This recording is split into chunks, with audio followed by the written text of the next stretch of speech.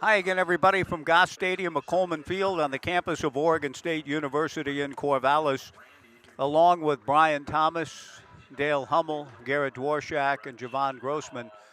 This is Mike Parker welcoming you to Game 1 of the three-game West Coast League series between the Corvallis Knights and the Yakima Valley Pippins. 83 degrees, an AQI of 26, another gorgeous evening for baseball on Adley Rutschman bobblehead night. And we hope that you got your bobblehead on the way in. We also hope you're watching up on the big video board now, a tribute to Adley in his catcher's gear with the Baltimore Orioles, and talking about his long-time relationship through his father, Randy, with his relationship with Dan Siegel, his love for the Corvallis Knights, and that his collegiate baseball career began in the summer of 2016 as a member of the Corvallis Knights. Up on the screen, Randy Rutschman, an Aloha Knight, throwing BP in the home run derby to his son. It's just an incredible thing to see, and the Adley Rutschman legacy strong, alive, and well tonight here at Goss Stadium at Coleman Field.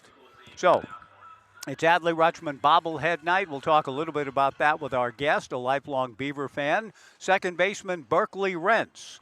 We'll get a conversation with Berkeley and get his story about his name and other things. That's coming up. A 2-minute break, and we'll be back with Berkeley Rentz, the starting lineups and the first pitch and the final homestand of the regular season. The Knights in Yakima Valley. Gorgeous evening for baseball. Back with Berkeley in 2 on the Knights live stream and Joe Radio.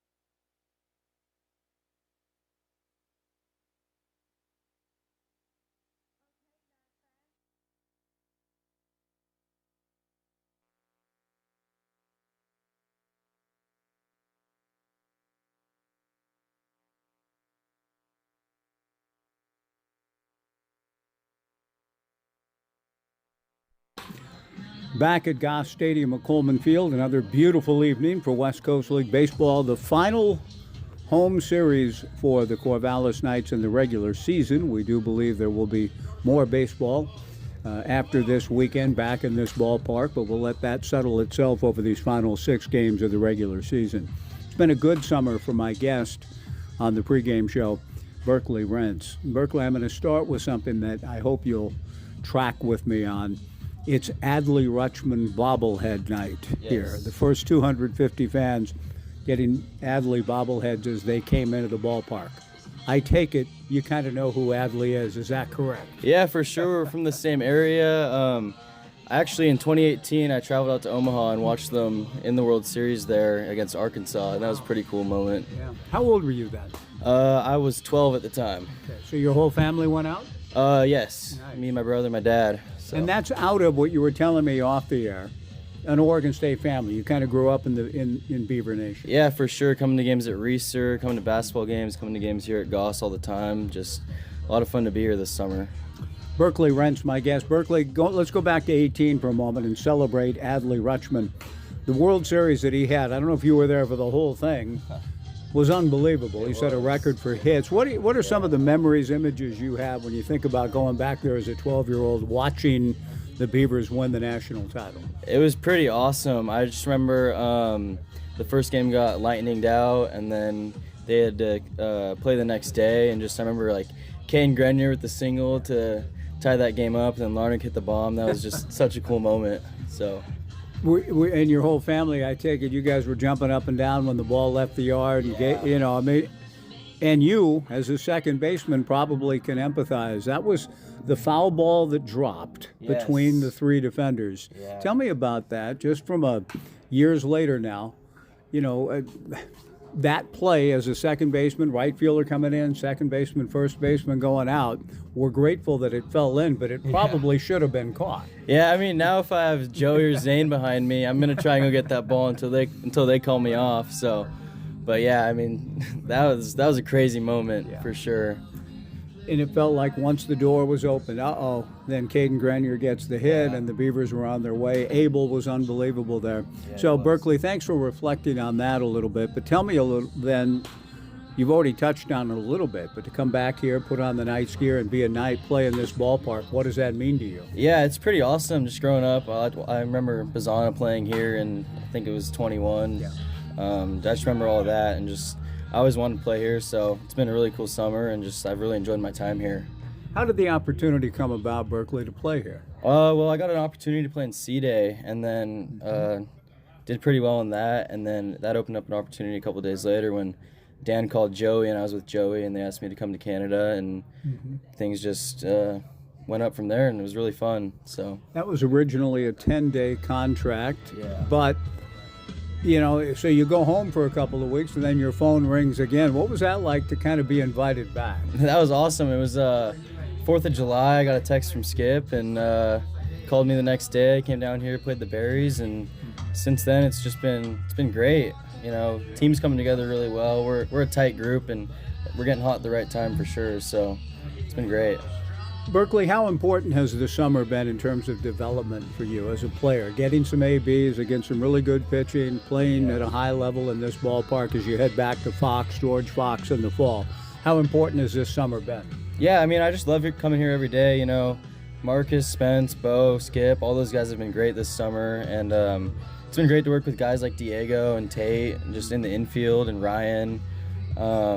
The at-bats have been great, just getting comfortable in the box again, and just stacking at-bats and working with coaches. I mean, I feel really good going back into the fall. So, you were telling me off the air that you weren't an everyday guy in the George Fox lineup. You didn't get a lot of ABs. So you feel like this summer, though, you've taken major strides to be more of a factor next year? For sure, yeah. I feel like I've gotten a lot better this summer, and that's just a testament. Like, shout out the coaches and my teammates, and just being around these guys every day just made me so much better and more confident in my game, I'd say, too. So, yeah. Berkeley Rent's my guest. Last couple of things. I talked to you when you were here on your 10-day early in the year about your wonderful name. Yesterday, Maverick Russell talked about how Maverick, Top Gun, all that came about. Yeah. How about you, Berkeley? I mean, I know it as the home of the California Golden Bears. Yeah, my story that I have from my parents is they were up at a Mariners game, go M's, and my mom was pregnant with me and my twin brother, actually, and they found our names in a name book, and I got the name Berkeley, and my twin brother's name is Parker. So that's not a bad name. Yeah. Okay, so yeah. Parker and Berkeley. Who was first? Who came out first? My brother Parker did, a minute before me. So. Okay, 1 minute older than you. Has he been coming around? Does your family come to these games? Have they been here a lot? Or? Yeah, my family comes to a lot of the games. My grandma, my dad, my mom's been here all week. My brother actually goes to school here, so yeah, he's been to a few games, so it's been really fun. Good. Well, we're glad to have the legacy of Beavers kind of passing it on. Maybe you're going to go rake in Fox and maybe have an opportunity. I imagine an ultimate dream come true would be to put the gear on and be in this dugout for Oregon State. How big of a deal, if anything like that ever came about, would that mean to you? That'd be awesome. I mean, I love Oregon State. It'd be a dream for sure. Well, we congratulate you on a great summer, Berkeley. Thanks for taking time, and good luck down the stretch, and go win a championship, and we'll be rooting for you in Newburgh next spring. Thanks for the time. I appreciate it. Thank you. Yeah, that's the goal. Let's go do it. Berkeley Rent's my guest. We've got the first pitch coming up. The Knights and Yakima Valley opening a 3-game series. I'm going to turn you loose to your meeting. I don't want you to be late. Berkeley's got a hitters meeting with Spencer and Bo and all the coaches coming up for Game 1 of the Yakima Valley and Knights series. Berkeley's in the lineup. He'll be hitting 9th and playing third base. Do you have a preference, third or second? Does it matter? Second, played a lot of third this spring. Okay, he played a lot of third this spring, he says. Second's probably your true spot, though. You got the look, the right look and build for a second baseman, but you're comfortable at third, too, right? Okay. Good luck, Berkeley. Have a good one tonight. That's Berkeley Rent's joining me. Bryce Hill will throw that first pitch here in a moment. It's the Knights and Yakima Valley, the final 3-game homestand for the Knights. But again, stay tuned, because we believe the Knights, with their strong second half, have put themselves in a position to make the playoffs. And the great thing about the playoff system, every team in the playoffs is guaranteed at least one home game. So 3 games this weekend, yes, but at least one more to come, we well believe. The Corvallis Knights and the Yakima Valley Pippins coming up on an 80-degree, beautiful summer evening. Again, we are so blessed here in the Mid-Valley to have another great night for baseball. Adley Rutschman bobblehead night. Berkeley Rent saw Adley. Berkeley and his family, when Berkeley was 12, watched Adley and the Beavers win the national championship. And tonight here, some 8 summers later, we celebrate Adley, a former Corvallis Knight, with his own bobblehead. Great night to be at the ballpark. The first pitch coming up, the Knights and Yakima Valley, after this 2-minute break on the Knights live stream and Joe Radio.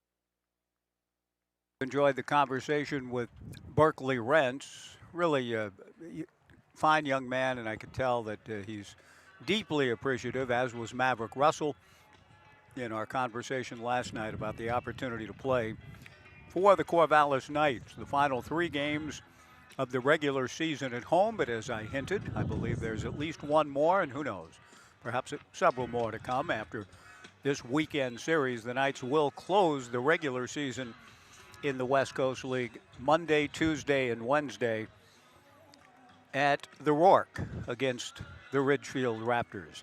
Let's take a look at Kyle Crustangel's starting lineup For the Yakima Valley Pippins, part of the West Coast League since 2014, the Pippins are 21-27 overall, 9-12 in the second half. Leading off in right field, Tyson Miller. Yash Gupta batting second at third base.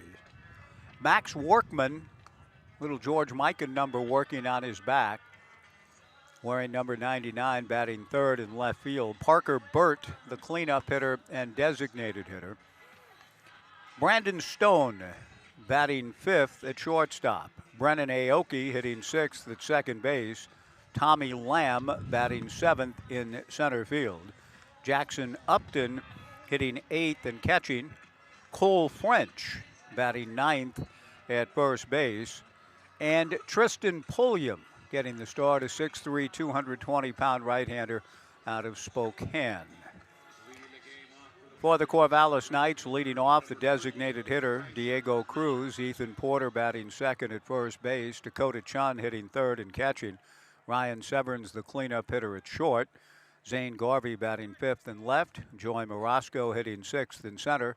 Tate Hammond batting seventh at third base. Josh Myers makes his Knights debut, batting eighth in right field. And our pregame show guest, Berkeley Rentz, batting ninth at third. Bryce Hill delivers the game's first pitch, and it's a strike to Tyson Miller. And so we are underway on this beautiful evening again in Corvallis.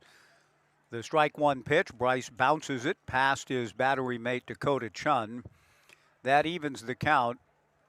At 1 ball and 1 strike. Tyson's been a fixture in the Pippins lineup all summer, starting his 44th game. He's hitting .286, 20 runs batted in. Bryce sails the fastball up and away at 96.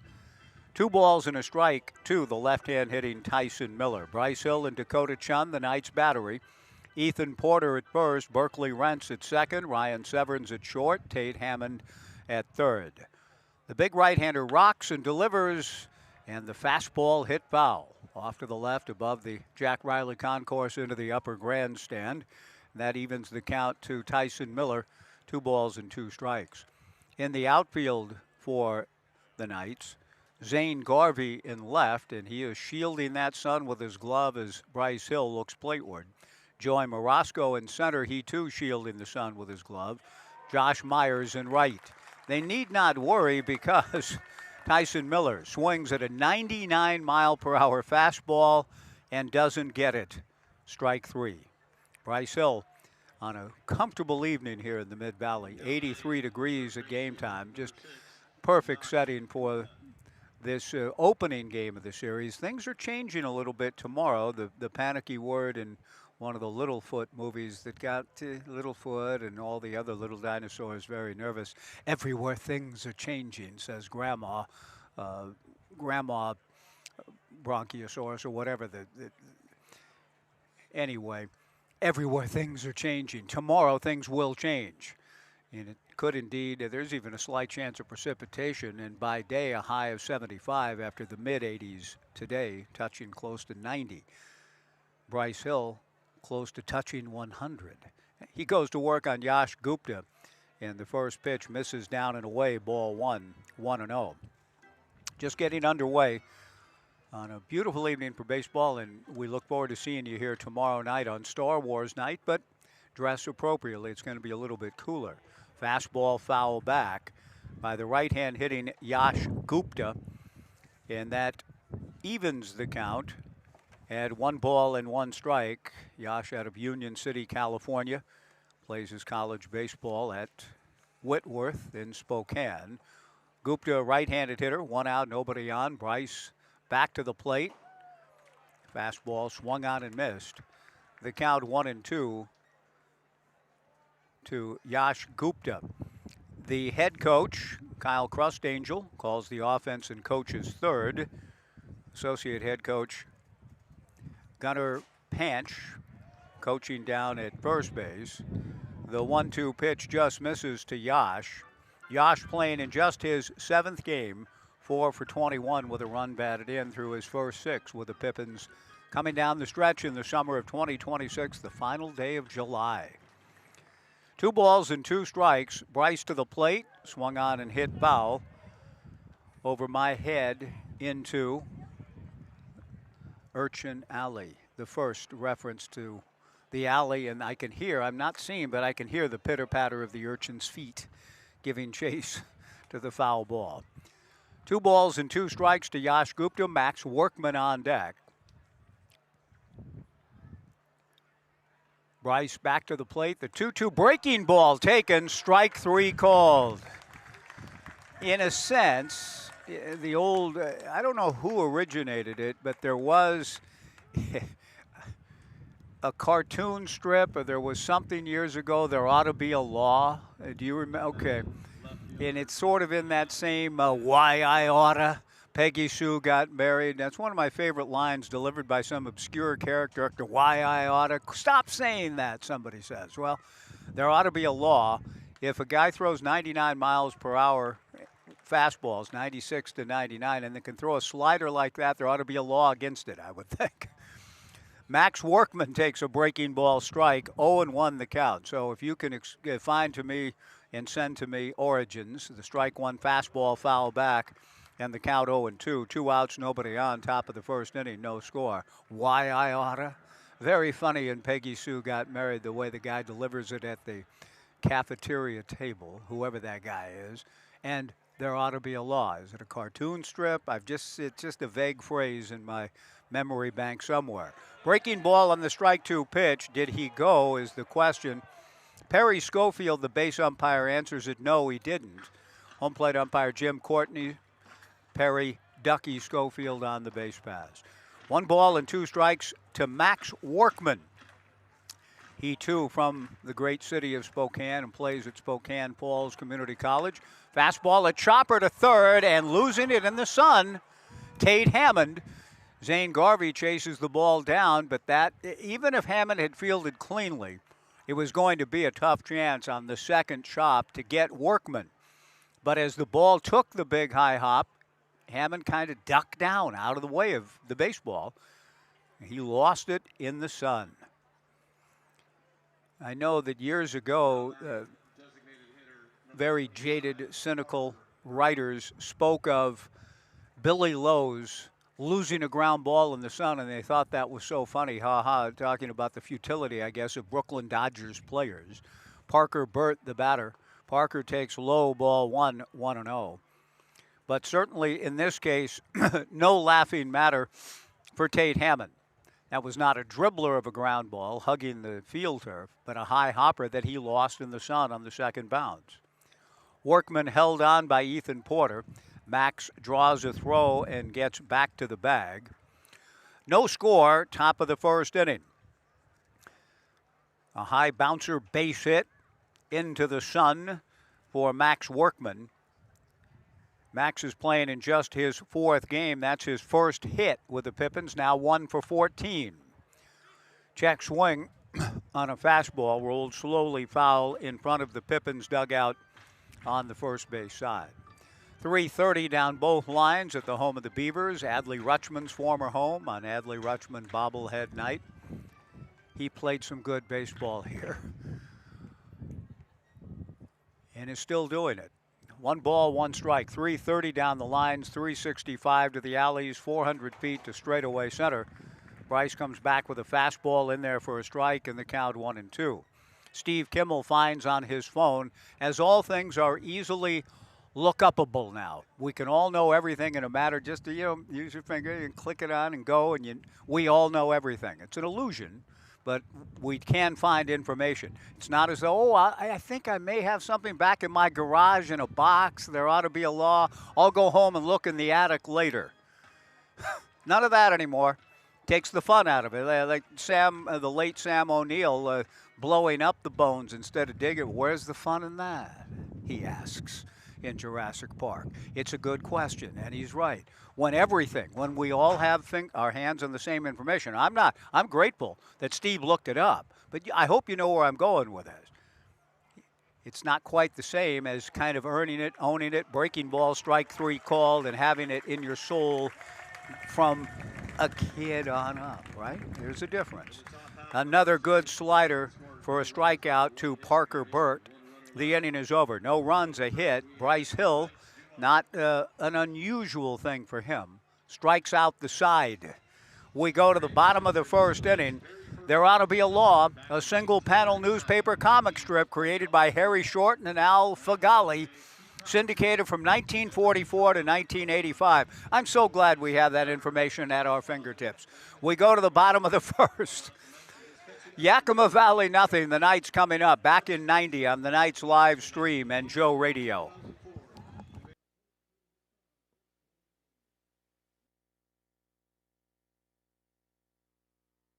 At Eugene Airport, we want to say thank you. Thank you to our community for choosing us to connect you to many destinations, other cultures, your families, and friends. Thank you to our dedicated and professional staff for ensuring the airport experience is excellent. And thank you to local residents and businesses for making us who we are. We are proud to serve you, our region, and beyond. Together, we continue to grow and thrive. Thank you for flying local and for flying EUG.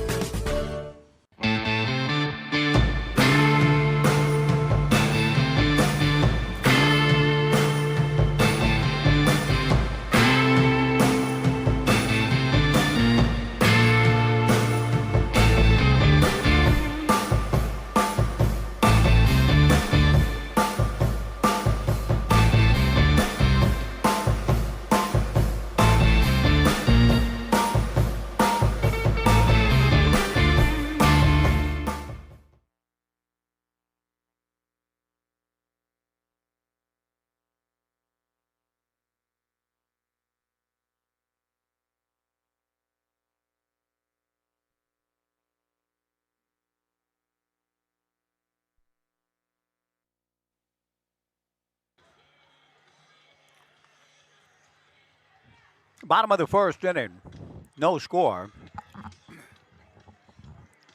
Right-hander Tristan Pulliam completes his warm-up tosses. And the right-hander for the Pippins getting ready to face Diego Cruz, Ethan Porter, and Dakota Chun. Diego en route to Oregon State, but summering with the Corvallis Knights, following the path that Adley Rutschman did, that Nick Madrigal did, that Travis Bazana did, and they all did fairly well for themselves thereafter. The pitch to Diego, he runs up as if to slap and takes a breaking ball strike from Tristan Pulliam. No ball, no balls and a strike. Tristan 0-1, making his fourth start. He's worked 8 2/3 innings this summer. The right-hander back to the plate. A change is fouled at the plate. And Diego Cruz quickly in a hole. No balls and 2 strikes. Diego playing in his 17th game, joining the Knights a few weeks back. Hitting .293 with 8 runs batted in. Left-hand hitting designated hitter. No score. Bottom of the first inning. Tristan's strike 2 pitch. Fastball foul back. The count remains no balls and 2 strikes. Ethan Porter on deck. Brook Knight in his post at third. Marcus Matias coaching at first. Tristan Pulliam working with his battery mate Jackson Upton. The left-hand hitting Diego Cruz awaits Tristan Pulliam. The 0-2 pitch seemed to slip out of his fingertips and kind of slurvy high and away. Ball 1, 1-2. Pulliam and Upton with Cole French at first, Brennan Aoki at second, Brandon Stone at short, Yash Gupta at third. The 1-2 pitch, strike 3 called to Diego Cruz. Jim Courtney ringing up Diego, 1 away, and Ethan Porter makes his way to the plate. It was thoroughly enjoyable to visit on the air, both on and off the air. Getting to meet Steve and Linda Zabriskie over the past few days. They made the drive back down to the Bay Area today, and hope it was a safe trip and that you made it home safely. It was a delight to get to visit with you. And Steve, thank you for the time on the air. It's interesting to me as Ethan Porter takes a breaking ball high. Steve has written a book on how to teach hitting to young people. He himself a very good hitter and ball player and a 4-sport star. At Edmonds High School in Edmonds, Washington, got a football scholarship for Bill Yeoman and the University of Houston. Territory will revisit about the great Bill Yeoman when the Beavers play Houston. Not coming up in a little more than a month across the way at Reeser. Or, pardon me, on the road, and then open the season at Houston, and then playing Texas Tech for the home opener. Breaking ball in there for a strike, and the count 2-1 to Ethan. Pulliam bounces his 2-1 pitch, and that runs the count to 3-1. But one of the things that Steve, without even studying stats or talking to anybody, just came to a couple of ball games, and one of his observations was that Ethan Porter guy's a good hitter. As someone who knows hitting well and teaches it and understands the mechanics and called Major League Baseball and worked alongside tremendous analysts such as Tim McCarver and Jim Palmer and Joe Morgan and other people who knew the game inside and out. So he was around the highest level of hitting. He said Ethan can hit, and he can. He swings and lifts one to left field and playable. Max Workman, with the glasses down, looking up into the sun, stays with the high fly to make the catch. 2 down, and Dakota Chun, the batter. There are certain hitters, and so Ethan grabbed Steve's attention, as he does many, with just his bat-to-ball skills, his ability to make adjustments on pitches, a true hitter. Dakota Chun, the batter, 2 outs, nobody on, no score, bottom of the first inning. The outfield for the Pippins, Max Workman in left field with Tommy Lamb in center, Tyson Miller in right.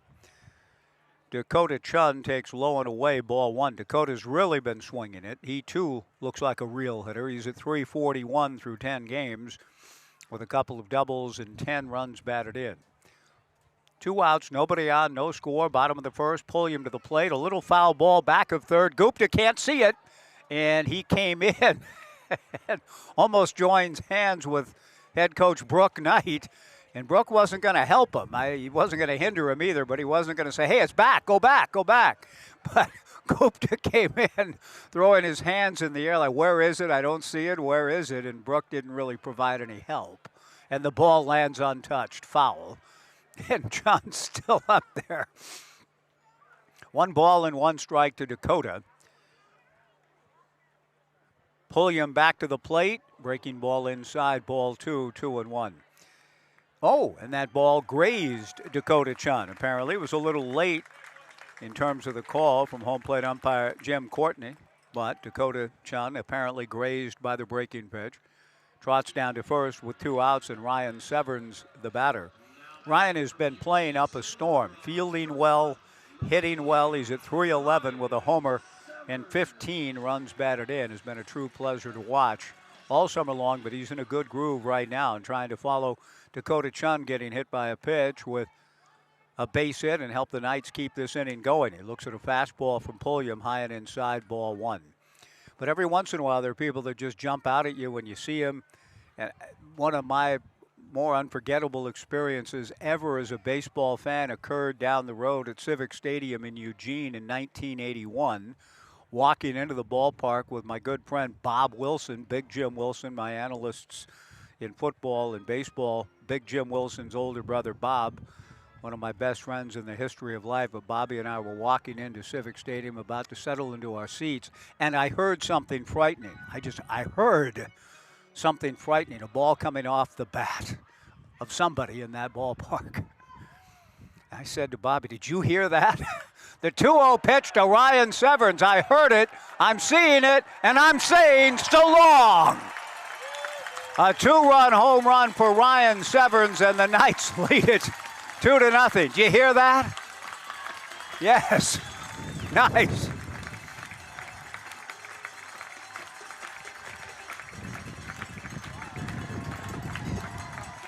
Ryan Severns, a 2-run blast to give the Knights a 2-0 lead, his second home run this summer. Now he provides a beautiful sight and sound, and the fans enjoying themselves thoroughly here early at Goss Stadium at Coleman Field. 2-0 Knights trying to continue pressing their way towards the playoffs. starting the night a game back of Walla Walla in the second half race. The Sweets at 14-7, the Knights at 13-8. Zane Garvey takes a breaking ball inside, ball one, 1-0. Well, I was rudely interrupted by Ryan Severance and his 2-run home run to finish the thought about what I heard. And I've never heard anything quite like it. The pitch to Garvey, fastball for a strike, and the count 1-1. A line drive coming off the bat of a left-handed hitter for the Walla Walla Padres. And he got down to first base, and I said, give me a program, Bob. You got to, let me see that program. Who is this guy? The 1-1 pitch, breaking ball to Zane, just misses ball 2-1. His first year in pro ball, a fearsome, frightening line drive. I looked at the program as the guy got his lead at first, and his name was Tony Gwynn. The 2-1 pitch, missing low, ball 3-1. And somehow, you know how, just as Steve Zabriskie walks in and says, oh, that Ethan Porter guy, never seen him play before, but after a couple of looks at him in the box, he knew he could hit. The 3-1 pitch to Zane Garvey, a strike, and the count 3-2. 2-0 Knights on a 2-run home run by Ryan Severance here in the bottom of the first. But I just knew in my soul, my spirit, my baseball life, I was looking at somebody that I thought was going to be pretty good. And I don't think I was wrong about that when it came to the great Tony Gwynn. But that's an unforgettable moment in my baseball life. I can remember exactly where I was when I heard the ball coming off his bat. It was something else. The 3-2 pitch to Garvey hit foul into the upper grandstand. Kids giving chase in the upper deck down the left field side. The 3-2 pitch to Zane, taken low and in, ball 4. Nicely done by Zane Garvey. Drawing the 2-out walk. Dakota Chun was hit by a pitch with 2 outs. That brought Severance to the plate. Ryan with a 2-run home run. And now a 2-out free pass to Zane Garvey. And Joey Marasco, the batter. Joey has been, as I spoke of the Yakima Valley Pippin player who has been a Tyson Miller, a fixture in the lineup all summer for Coach Crust Angels Pippins. So Joey, who gets a bunt down up along third, no play, a bare hand attempt by Yash Gupta, but no play, and Marasco aboard on the bunt single. Joey has been a consistent contributor in the lineup, starting tonight in his 41st game. A bunt single for Joey Marasco. Zane Garvey into second. Tate Hammond, the batter. 2-0 Knights in the bottom of the first inning. I was also pleased momentarily. I haven't done a great deal of roster research yet. I watched the Oregon State men's basketball team scrimmage today. And so I've seen them now 2 times in the last 3 days and really like what I see. Very impressed by the talent level, by the sense of accountability in that practice facility. It's just been really impressive and good. I'm encouraged.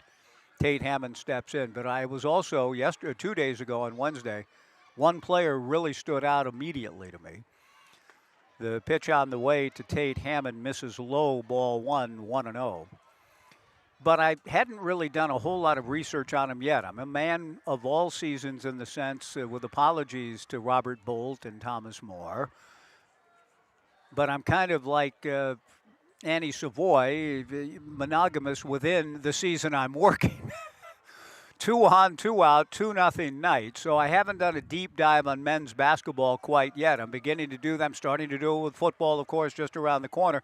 But I'm still immersed in the Knights and so on. So in going to practice and not having studied up on all the players and their background and what they did in their previous stops, many players, I think 9 out of the portal into Oregon State this year. The pitch to Hammond just outside, ball 3-0. 2 on, 2 out, 2-0 Knights, bottom of the first. But there was a guy that I looked at, oh my gosh, who's this? The same type of thing. Later, last night, when Coach Justin Joyner, during a timeout, we took the headsets off, I said, hey, I really like that Daniel Freitag guy. The 3-0 pitch is low for ball 4, and Justin affirmed that, yeah, he does, the coaches do too, and that he was a tremendous get in the portal.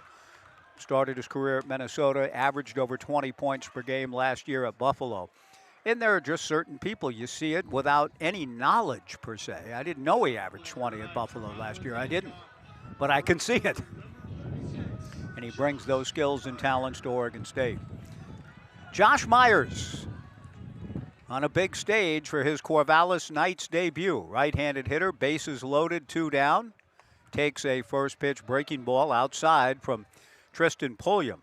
Tristan in trouble here after getting 2 quick outs, a strikeout and a flyout. A hit batter, 2-run homer, walk, bunt single, walk.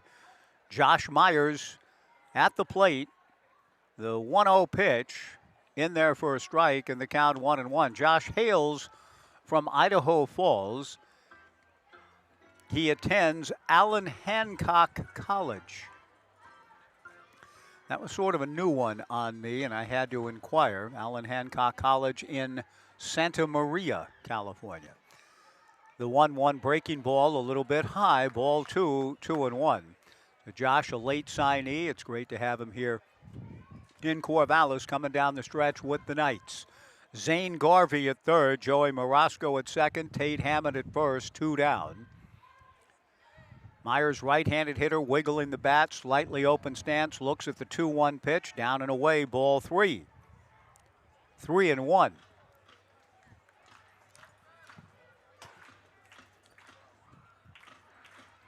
Tristan Pulliam working out of the windup with the bases full. He's hit a batter and walked 2, and he's behind now to Myers, 3-1. The pitch on the way to Josh, lifted to left field. Max Workman dealing with the sun, but is able to make a good read and catch to end the inning.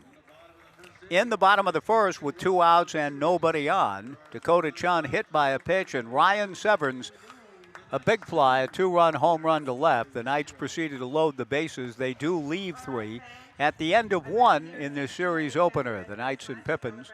The Knights 2, Yakima Valley nothing. Back in 90 on the Knights live stream and Joe Radio.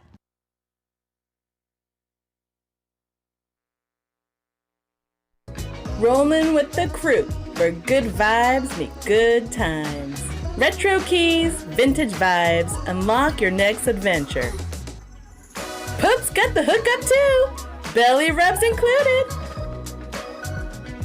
Space to kick back, laugh out loud, and just be. Hit the pop shop for quick snacks and take in the moment, or just chill with your pup and soak up the good life.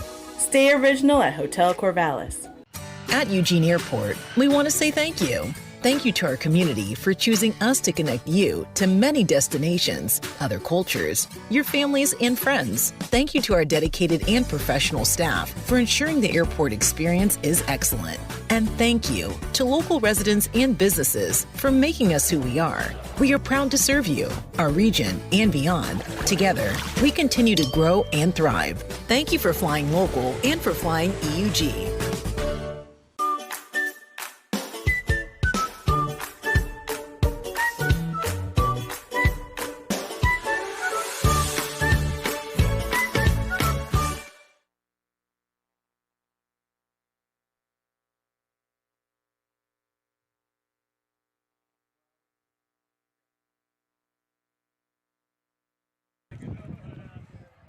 Two to nothing Knights as we go to the top of the second inning. Brandon Stone at the plate. First pitch fastball from Bryce. A strike to the right-hand hitting Brandon Stone out of East Valley High School in Yakima, a hometown kid playing his collegiate baseball at Washington State. A strike one fastball pops in and out of the mid of Dakota Chun, a little low. That evens the count at 1 ball and 1 strike. A 2-run home run for Ryan Severns, taking his spot out at shortstop. He has been picking it very well out there, too, and wherever he's played. 94-mile-per-hour fastball, according to our monitor. And yet, Brandon Stone able to pull it foul in front of the Knights dugout on the third base side. Brandon, a late signee this summer for the Pippins, playing in his 12th game, hitting .229 with 4 runs batted in. Bryce Hill struck out the side in the first inning. The right-hander back to the plate. Breaking ball grounded wide of third. Speared by Tate Hammond, and Tate throws high. And Brandon Stone is aboard on the throwing error on Tate.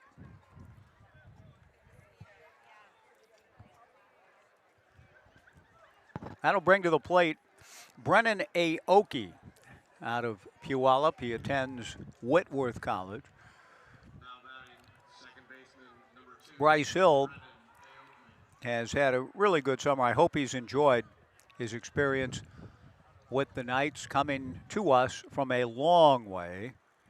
Bryce is Stanford bound, though, getting a feel and a taste for life out west here in the summer of 2026, making his 7th start in 22 2/3 innings coming into tonight's outing, 30 strikeouts. He added 3 more in the top of the first inning. He tosses over to first. Brandon Stone back to the bag. Brandon 0 for 1 in his only stolen base attempt. 2-0 Knights, top of the second inning. Bryce delivers, and the fastball misses up and away. Ball 2, 2-0.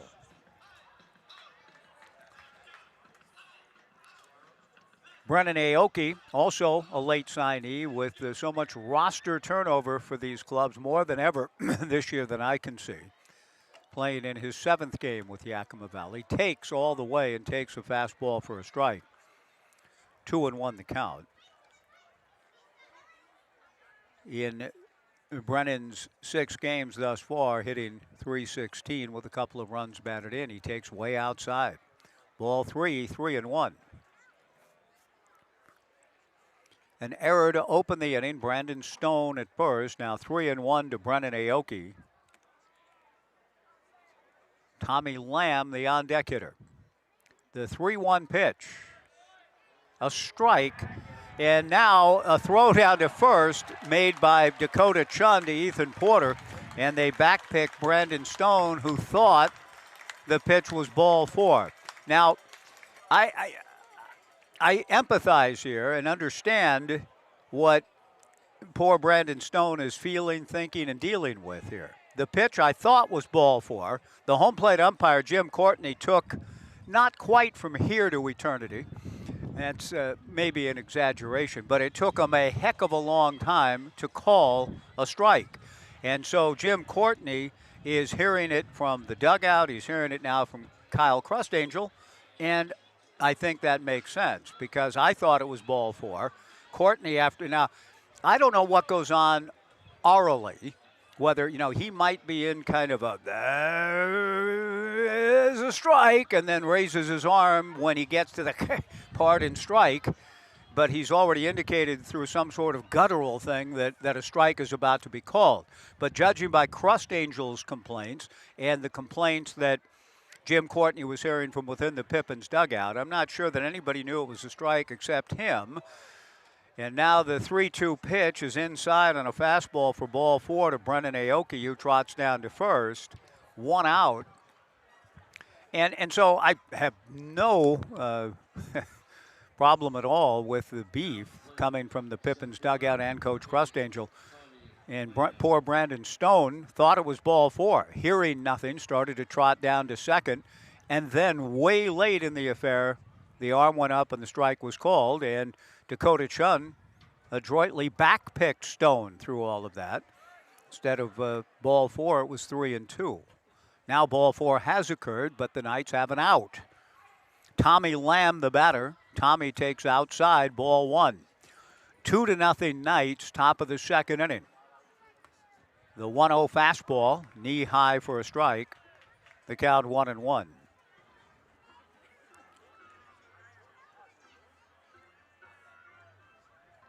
Tommy Lamb is playing in his 15th game. He's hitting .118. He takes another fastball that appeared to be in the same spot, but judged to be a little bit low by Jim Courtney, and the count goes to 2-1. 2-0 Knights, top of the second. Ryan Severns, a 2-run home run last inning. The Knights haven't hit many in the summer of 2026, just their 11th, but it was a big one. Fastball just outside, ball 3, 3-1. Jackson Upton on deck.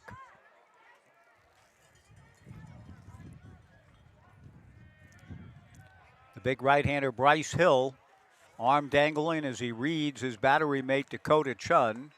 Fastball outside, ball 4. So a little bit of a control issue for the big right-hander here in the second inning. And Jackson Upton will come to the plate, and Bo Kearns, seeing that Bryce is a little off kilter, asked for time and is heading out to the mound for a conversation with the uber talented big right-hander Bryce Hill. 6'5", 230-pounder.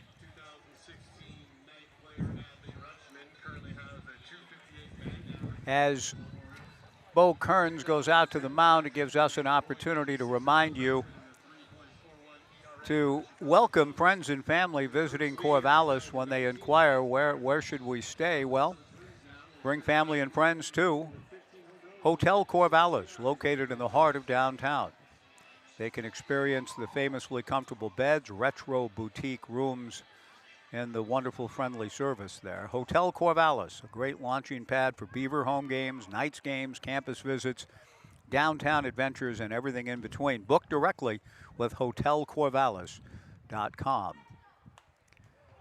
After the visit by Bo Kearns, right-hander Bryce Hill to the plate. Fastball, a check swing foul. Jackson Upton at the plate with a count of no balls and 1 strike with 2 on and 1 out. Jackson was at Yakima Valley College, now at St. Martin's. Right-hand hitter awaits the strike 1 pitch. Swung on and missed. 0-2 the count to Jackson Upton. Cole French on deck. Upton playing in his 15th game this summer, hitting .200 with 3 runs batted in. 2-0 Knights, but the Pippins with the tying runs on base here in the second. Bryce back to the plate. Fastball swung on and missed. Strike 3. 2 down. Jackson late, and you can't really be late on the heater from the right-hander Bryce Hill. The 4th strikeout for Bryce, and Cole French, the batter. Cole, an incoming freshman at Yakima Valley College, went to North Thurston High School. He's from Olympia. And he's at the plate with 2 on and 2 out, with the Knights leading 2-0 in the second inning. And a guy with a 2-2 on his back, Bryce Hill delivers. Swung on and missed. No balls and a strike to Cole French. His 5th game this summer, 1 for 10 thus far, looking for a big base hit here. Bryce working the third base side of the rubber. The 6'5" right-hander comes back to the plate with the 0-1 fastball, swung on and missed. The count 0-2. Leadoff hitter Tyson Miller on deck. The Knights and Pippins tomorrow night, 6:35. Fan Appreciation Night, the final home game of the regular season Sunday at 5:05. The Knights on the road to Ridgefield next weekend. And here we go. A strike 2 pitch is blooped into center field. Base hit. Brandon Stone scores an unearned run. Nice job by Cole French getting his first run batted in with the Pippins. It's now the Knights 2 and Yakima Valley 1. Stone aboard on an error and comes in to score. So again, you pay a price when you give a good team an extra out. It rarely works in your favor to do so. And ultimately it doesn't, even with the great stuff for Bryce Hill, and he had Cole French down in the count 0-2. Nice piece of hitting by Cole to plunk one into center and get Brandon Stone home. Thomas Lamb stops at second. Tommy representing the tying run. 2-1, the Knights in front. Tyson Miller swings and fouls the first pitch back. 0-1 the count. Tyson playing at Cal State Bakersfield. He's out of Garr High School in Long Beach. No balls and 1 strike the count. 2-1 Knights, top of the second inning. Runners at first and second for Yakima Valley. Bryce back to the plate and delivers a slider for a strike. Good pitch to the left-hand hitter. 0-2 to Tyson Miller. He was 0-2 on Cole French. Probably got a little, it looked like he took something off on the 0-2 pitch. Got a little too much of the plate on an 0-2 count. And Cole French was able to pop it for a bloop single to center and a run batted in. We'll see what he does now with Tyson Miller 0-2. Bryce delivers, fastball hit slowly by the mound, charged by Berkeley Rentz, up with it, and throws to first to get Tyson Miller. And the inning is over. An unearned run for the Pippins in the second on one hit, an error, 2 left. At the end of 1.5, the Knights 2, Yakima Valley 1, back in 90 on the Knights live stream and Joe Radio.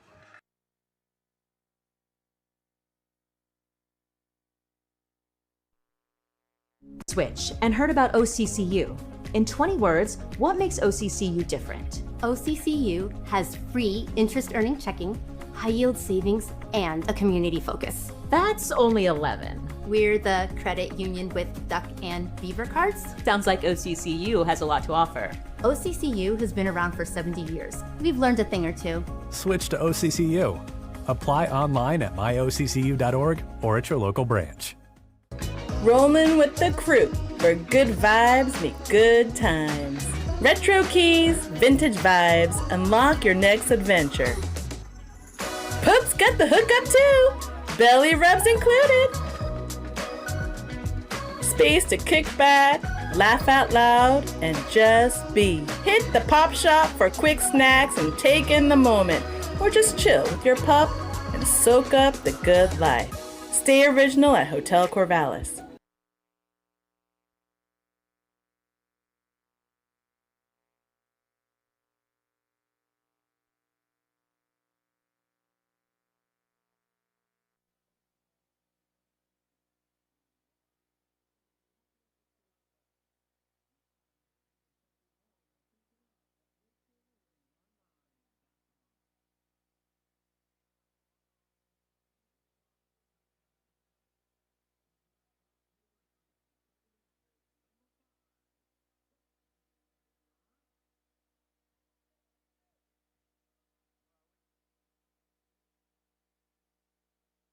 Second inning, 2-1 Knights. An unearned run cuts the Knights' lead in half. Just had the pleasure of meeting Jack Galanita's mom, Missy Galanita.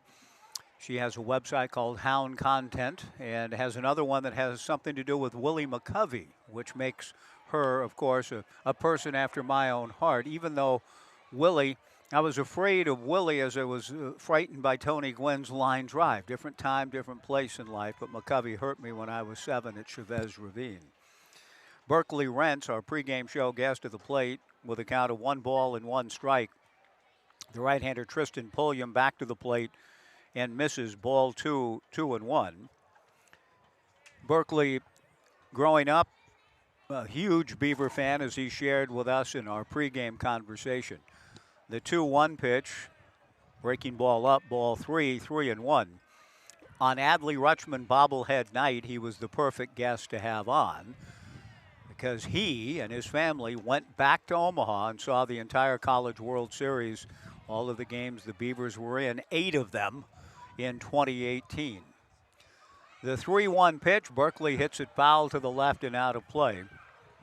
Berkeley grew up coming to Reser Stadium, Gill Coliseum, Beaver games here as folks with season tickets and in both football and I think baseball, he said, but came to a lot of games as a kid, but certainly season tickets in football. The 3-2 pitch, Berkeley takes low and inside, ball 4. Nice job by the young man out of Wilsonville High School and George Fox. Berkeley draws a walk and Diego Cruz, the hitter. Diego struck out looking in the first. 2-1 Knights, bottom of the second. For replacement glass, shower doors, or new vinyl windows in your home, call Smith Glass. Smith Glass is a leading residential and commercial glass service for the Mid-Valley and a longtime partner of the Corvallis Knights. I don't know where all that's coming from. The AQI is low, so there shouldn't be any sort of congestion in there, but there is. Maybe it was the the jaunt up the hills of Corvallis earlier still staying with me. A throw over to first. Berkeley Rents back to the bag. The pitch to Diego popped up to shallow left. The shortstop, Brandon Stone, calling and backhands it. Nice play by Brandon Stone. Running away from home plate, dealing with the sun and the wind, but stayed with it, and the wind gave it a little bit of a push. And he was able to deal with all of that, was Brandon Stone, to haul it in. Really good play. One away.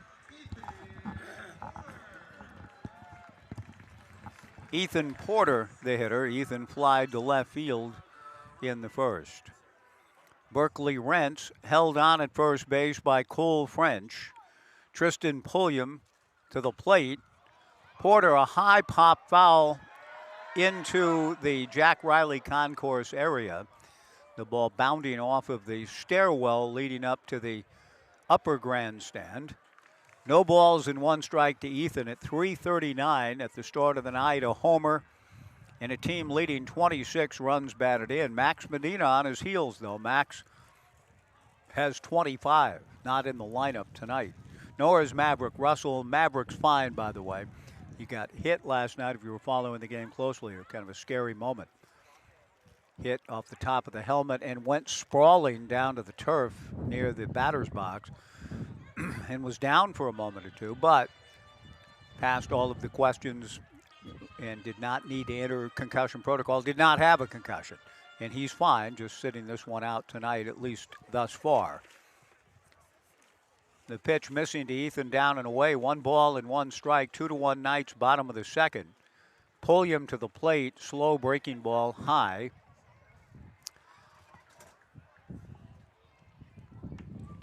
Two and one to Ethan Porter. Berkeley Rents, a pretty good runner and a good count. A guy that handles the bat very well. Berkeley, a good runner. We'll see if Coach Knight might be inclined to put a play on here. Rents doesn't go. Ethan swings at the 2-1 pitch, and it's a high fly ball to right field. The ball pops in and out of Tyson Miller's glove. He catches it on the way down for the second out of the inning, but he made it an adventuresome pop fly. Almost looked like he was just kind of messing with all of us. He came under the ball and stuck the glove out. He's a left-hander, so stuck the right hand with the glove on it. The ball popped high in the air and came back down into the leather for out number 2. Dakota Chun, the batter. Dakota was hit by a pitch last inning with 2 outs and came home on the Ryan Severns homer. The first pitch is in there for a strike and a good slider from Tristan Pulliam. No balls and 1 strike the count. Berkeley getting his lead from first. The Knights were very aggressive in the run game last night. Out of the stretch works Tristan Pulliam. A throw to first and a wild one, getting away from the first baseman Cole French. And on the errant pickoff attempt by Tyson Miller, Berkeley Rents cruises to second base. An RBI opportunity now for Dakota Chun. And, you know, we see an occasional enforcement, and I mean rarely do we see an enforcement of the on-deck rule, but Jim Courtney is enforcing it, whether at the behest of Kyle Crustangel or on his own. He sends the Knights on-deck hitter, Ryan Severns, closer to the on-deck area. Ryan was kind of creeping closer to try to get a better look at Pulliam's stuff. The pitch to Dakota swung on and fouled away, and out of play, the count 0-2. You have heard me talk about Zane Garvey, and last night, Josh Proctor. I mean, Proctor was nearly, he's a right-handed hitter and was nearly in the left side of the box studying a Knights pitcher last evening. And nothing said. Tonight, Ryan Severns was not that close, but was told to move back about 10 or 12 feet closer to the Knights dugout. Dakota, a protective swing on the 0-2 pitch, hits it foul off to the left and out of play on this increasingly blustery night in the ballpark. The winds are whipping up even more. We can see the trees swaying beyond the left and center field fences here, and all over, in fact, in front of Waldo. No balls and 2 strikes to Dakota Chun. Dakota golfs the 0-2 pitch to straightaway center. Tommy Lamb barely has to move. He's right there to put it away. The inning is over. No runs, no hits, an error, 1 left. At the end of 2, the Knights 2, Yakima Valley 1, back in 90 on the Knights live stream and Joe Radio.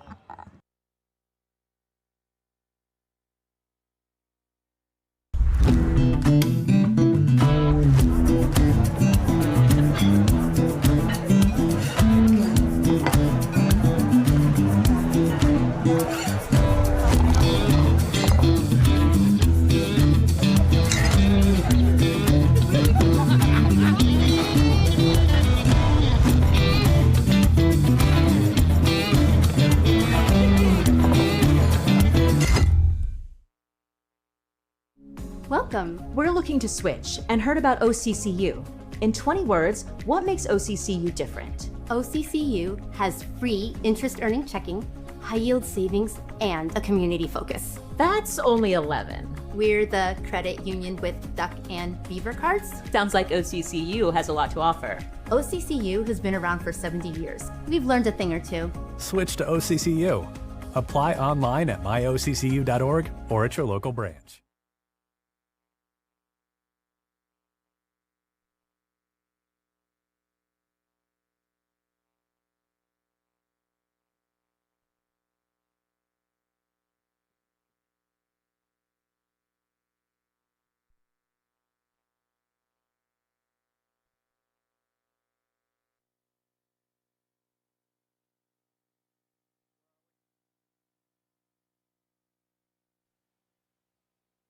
Gupta will lead things off for Yakima Valley as we go to the third. 2-1 Knights. If you live or work in one of 24 Western or Central Oregon counties, you're entitled membership privileges and the full financial services of Oregon State Credit Union. You can join online at OregonStateCU.com or one of their 15 branches.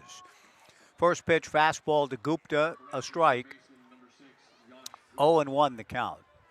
And again, our thanks to Oregon State Credit Union for their sponsorship of our huge fireworks night back on July 3rd. The strike 1 pitch to Gupta, swung on and missed. The count 0-2, 3,112 here that night. Beautiful evening, great fireworks show, and Oregon State Credit Union stepping up again to sponsor one of the biggest nights of the summer. The strike 2 pitch, a breaking ball chased and missed. The pitch bounced away from Dakota Chun. He runs into fair territory a few feet to gather and throw out Gupta.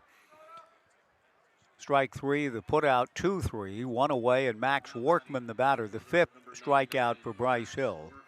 Workman, a base hit, a big chopper that Tate Hammond lost in the sun on the second bounce in the first inning.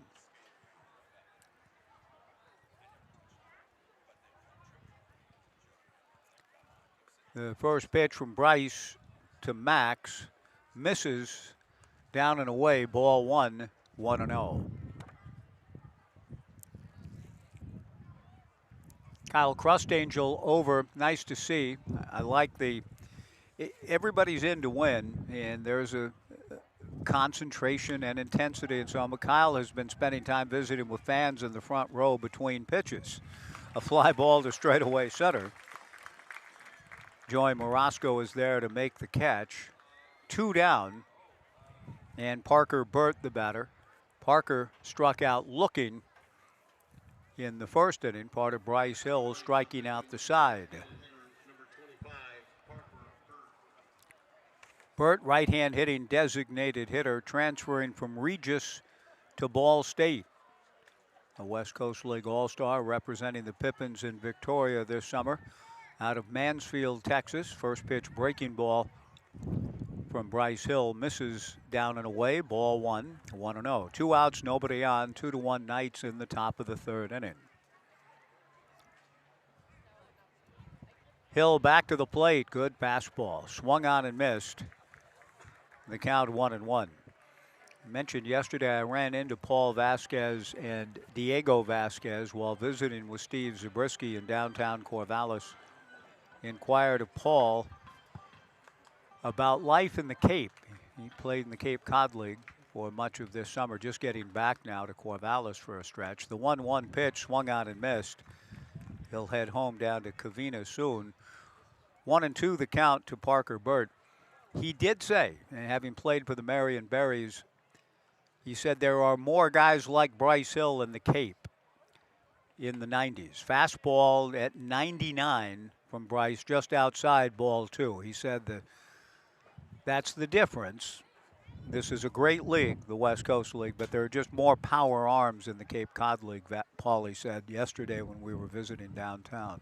But Bryce Hill is a guy that certainly could be in the Cape, and yet, you know, coming from Connecticut, coming out here, part of a transition process to get closer to his collegiate destination, Stanford, in the fall. He misses with a 2-2 pitch, ball 3, 3-2. The right-hander back to the plate, fastball inside, ball 4.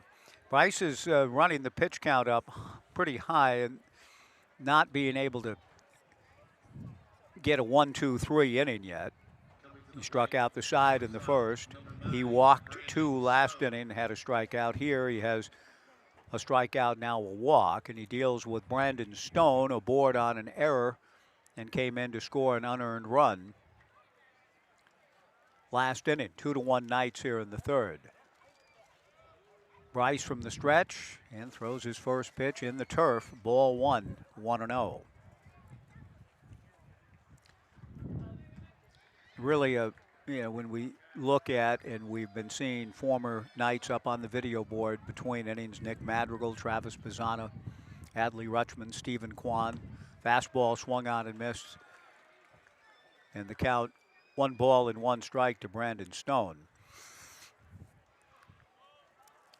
And they have a connection to Oregon State and thus would be more likely to make the video board here in the home of the Beavers, yes. But I think Bryce Hill's a guy we're going to be hearing about, and I hope celebrating in the summers to come back here in this ballpark where he is making his collegiate debut en route to Stanford. He has some filthy stuff. Fastball swung on and missed, and the count 1-2 to Brandon Stone. Parker Burt at first, the 1-2 pitch to Stone on cue from the big right-hander. Fastball at 99, swung on and missed, strike 3. Kid is good. He gets 2 more strikeouts in the inning, has 6 through 3. And we go to the bottom of the third. It remains the Knights 2 and the Pippins 1 back in 90 on the Knights live stream and Joe Radio.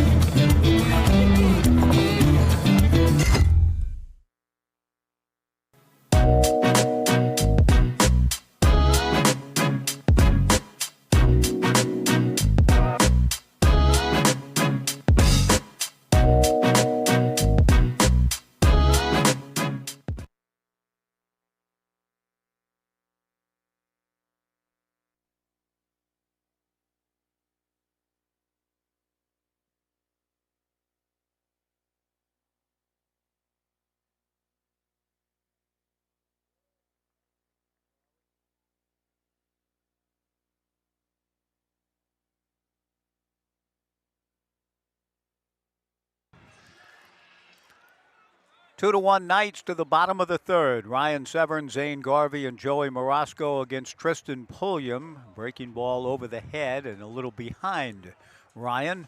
Ball one, 1-0. Severns with his second home run of the summer in the first inning. A 2-run blast over the 14-foot fence and left to give the Knights a 2-0 lead. Now 2-1, bottom of the third. Another breaking ball, and this one catches the outside corner. 1-1 the count. Bryce Hill, an impressive 3 innings. The run unearned for the Yakima Valley Pippins. En route to Stanford, and that has been a tremendous path for many a great pitcher through the years. Severns pulls one foul into the Knights dugout on the third base side. 1-2 to Ryan. And while they're now, look at Zane Garvey is not being told to go back. Zane Garvey is an on-deck hitter right now. Look at him. If you're watching on the screen, look where Zane is. So that Jim Courtney just must have, out of the peripheral, seen Severns last inning. Remember, I told you he made Ryan go back closer. And here's Garvey much closer than Severns was, and Courtney's not saying anything. Life is a difficult and mysterious thing to figure, is it not? Yes, it is. 2 balls and 2 strikes to Severns. Breaking ball hit high in the air to left. Max Workman going back to the track. The ball off the middle of the 14-foot fence. Severns on his way for 2 and goes in standing up. Ryan hit one over that 14-foot fence in the first. He hits one halfway up it here in the third. A leadoff double, and Zane Garvey a short walk to the plate. The Knights leading 2-1. The pitcher that comes most to mind, of course, for me out of Stanford is the great Jim Lonborg. Yes, I'm sure he's the first you all think of too, I hope. Mike Messina might come to mind too, and a few others. Garvey, a high pop-up in the middle of the infield. Brandon Stone backs up a couple of steps as the wind pushes it out of the infield proper, but Stone makes the catch. Garvey, first ball swinging, pops up. Severns still at second, and Joey Morosco, the hitter. Reading baseball cards, you can learn a lot. You can also read things at an impressionable age and make decisions based on what you read in the back of baseball cards. May not be the best way to go about life, taking your cues from what they write on the backs of Topps cards, but I did with respect to Lonborg out of Stanford and then to the Boston Red Sox. Morosco takes a strike. The count 0-1. Lonborg went 22-9 in the Impossible Dream season in the Summer of Love for the Red Sox in '67, winning the pennant with Yaz winning the Triple Crown. Now the strike one pitch, I think, hit Joey, and Joey shaking that left hand. He did get hit by the pitch. He will head down to first, and the left hand, I think, is where Joey got drilled. He trots on down, and the tough kid that he is going to hang in there, but that hurt. Joey down to first, Severns at second, Tate Hammond the batter. Tate drew a walk in the first inning. That was one of the first seasons. 66 is the year I came of age. First season to follow baseball. So 67, I was all in. The American League pennant race that year, one of the greatest ever. The runners go. The pitch goes off the mid of Jackson Upton. Severns chose to slide into third. Had he come in straight up, he might have taken a turn and considered trying to go Kirk Gibson and score from second on a wild pitch. But he settles in at third base on the hit and run. Now, he was going, so we'll give him a stolen base and then send Joey to second on the wild pitch. A stolen base for Severns. The Knights leading 2-1, 1-0 to Tate Hammond. The infield at normal depth for Yakima Valley. Tristan Pulliam will work out of the windup. The 1-0 pitch, line toward the gap into left center field. This will score 2. Ryan Severns on his way to the plate. Trotting home is Joey Morosco. Hammond digging for 3, and Tate is in with a 2-run triple. The Knights lead it 4-1.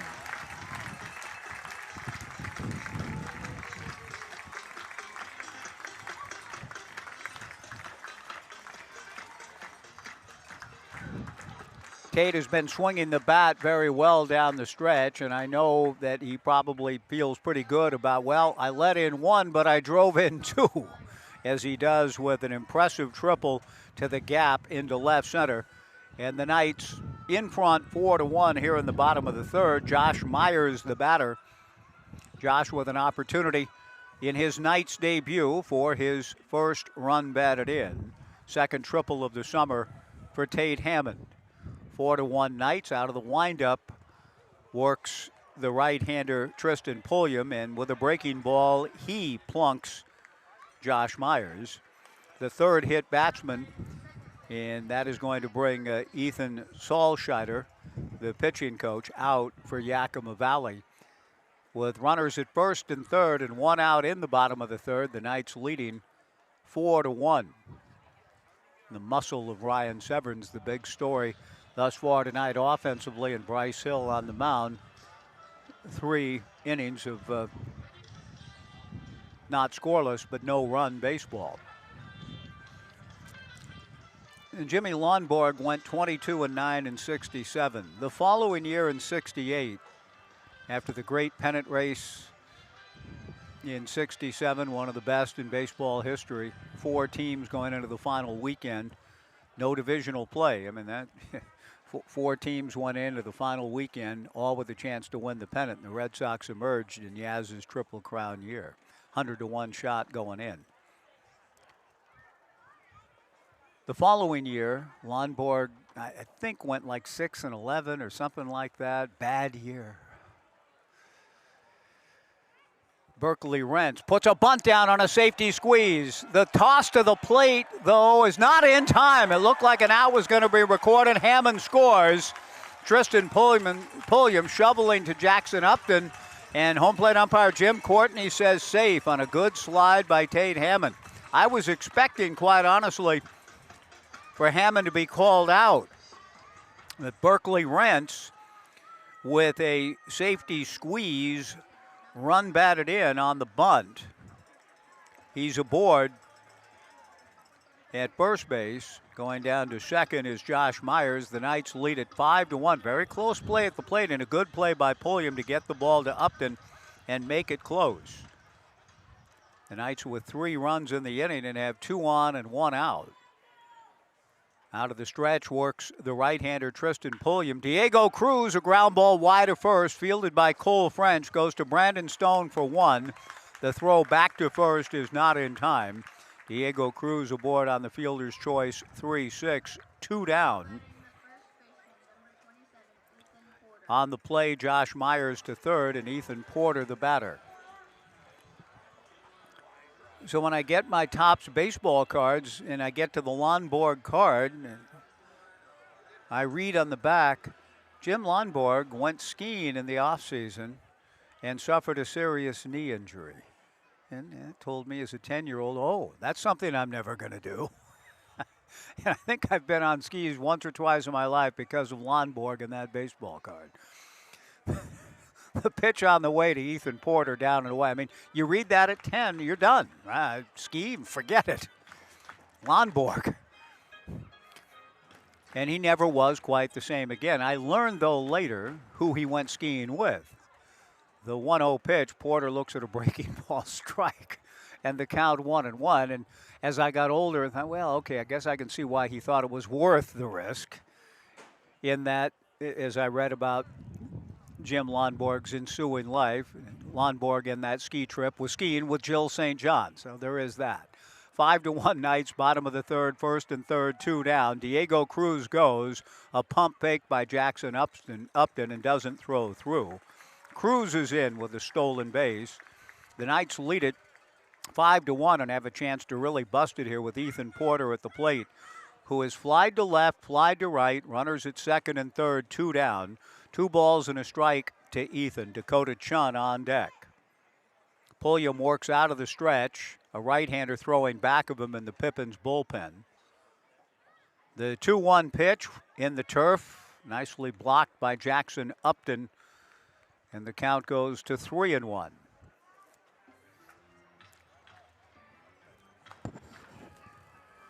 I can't remember too many other life lessons from baseball cards per se. I mean, that baseball card dissuaded me from ever wanting to get on skis. I don't know if any of you ever had any kind of experience like that with baseball cards, but they were big influences in my life, clearly, and an obsession and a passion in those wonderful years, 66 through probably 71-ish, 72. And then, of course, Mom threw the cards away, like your mom threw your card, right? I don't know where they all are now, but I loved them then. The pitch fouled back by Porter. 3-2 the count. Runners at second and third, 2 down. 5-1 Knights, bottom of the third. Pulliam to the plate. Breaking ball, strike 3 called. The inning is over. The Knights, though, score 3. And again, it's Ryan Severns leading the way. He has a homer and a double tonight. 3 runs in the inning, and at the end of 3, the Knights 5 and Yakima Valley 1 on the Knights live stream back in 90 on Joe Radio.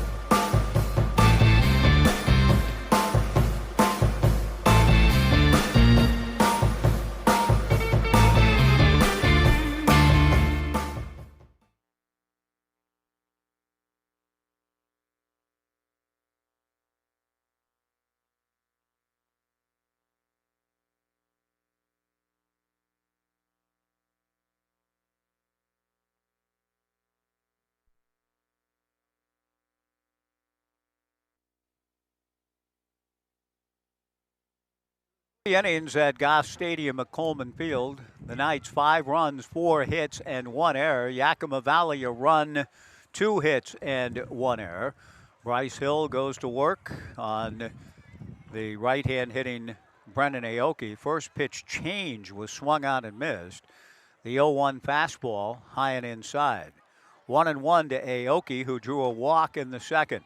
5-1 Knights, top of the 4th. Bryce nods yes to Dakota Chun, comes to the plate, breaking ball away, ball 2, 2-1. Brennan Aoki, Tommy Lamb, and Jackson Upton for the Pippins in the top of the 4th.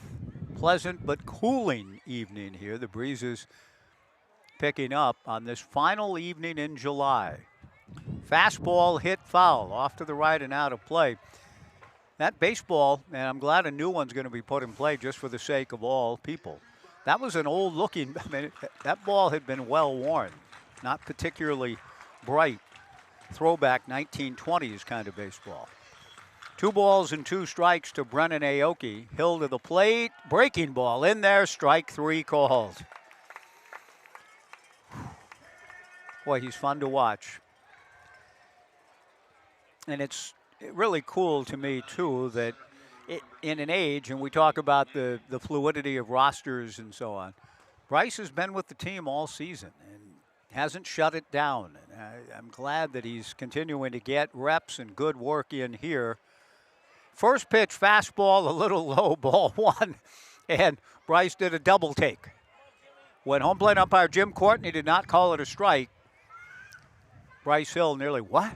The 1-0 fastball sails up and in, ball 2, 2-0. And again, the pitch might have been a tad low, but it's been called a strike. Pitches lower than that, in fact, have been called strikes tonight. So that's what made it a little bit stunning to Bryce on that first pitch to Tommy Lamb. Now the 2-0 fastball fisted back at first, scooped up by Ethan Porter in fair territory and runs into the bag for out number 2. Jackson Upton the hitter. 7 strikeouts through 3 2/3 for Bryce Hill. Jackson Upton, one of them, striking out in the second inning. Right-hand hitting catcher for the Pippins. Hill to the plate. Fastball, a big chopper toward short. Charged by Severns. Fields and throws to first. The inning is over in the first. 1-2-3 frame for Bryce Hill. 4 strong innings for the big right-hander Stanford bound at the end of 3.5. The Knights 5 and Yakima Valley 1. Back in 90 on the Knights live stream and Joe Radio.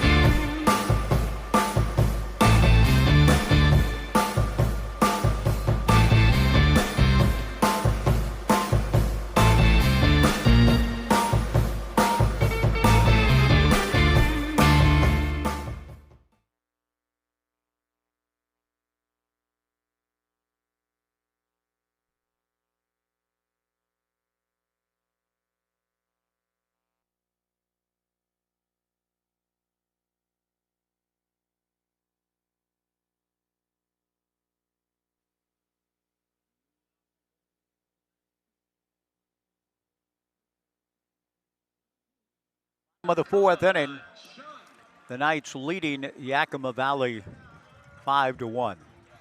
Dakota Chun, Ryan Severns, and Zane Garvey for the Knights. Tristan Pulliam, the righty to the plate, and the first pitch off speed up and away to Dakota.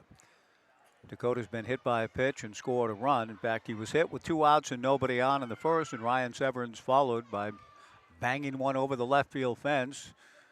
Ryan hit one off the left field fence last inning to fuel a 3-run frame. The Knights lead it 5-1.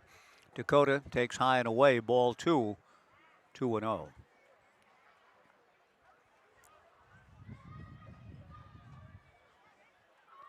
Pulliam peering in to Jackson Upton, now the right-hander to the plate.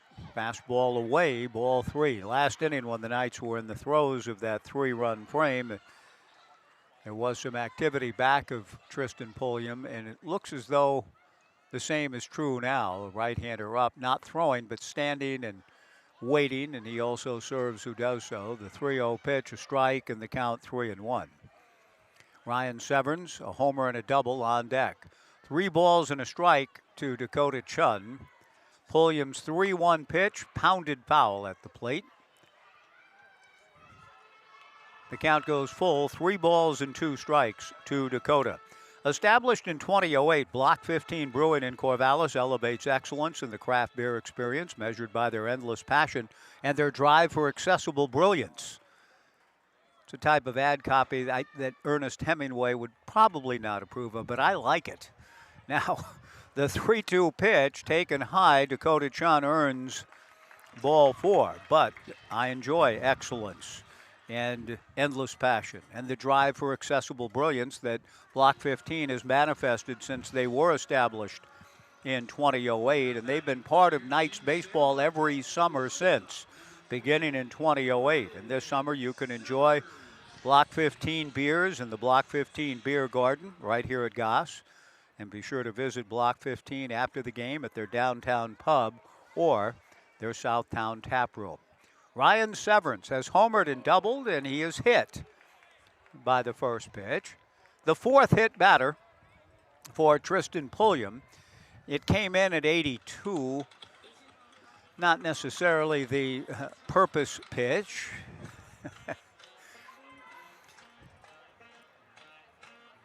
But Severns, who has hit one over the fence and off the middle of the fence, doesn't get a chance to extend the arms here. He's drilled on the first pitch that he sees, and Pulliam in a little bit of trouble again. A walk and a hit batter, Zane Garvey to the plate. Zane is walked and popped out.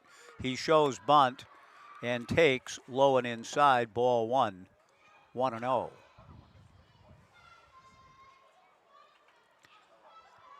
A right-hander throwing in the Yakima Valley bullpen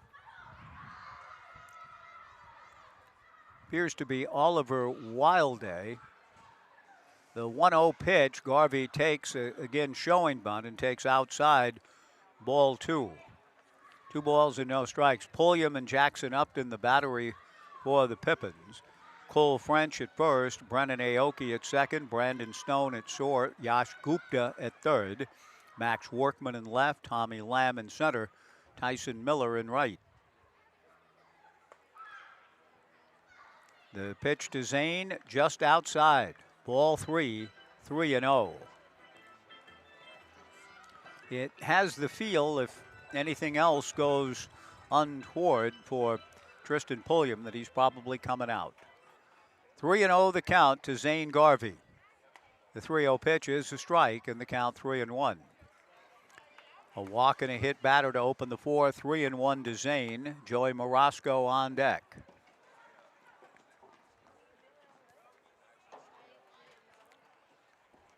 Dakota Chun from second, Ryan Severns from first, nobody out.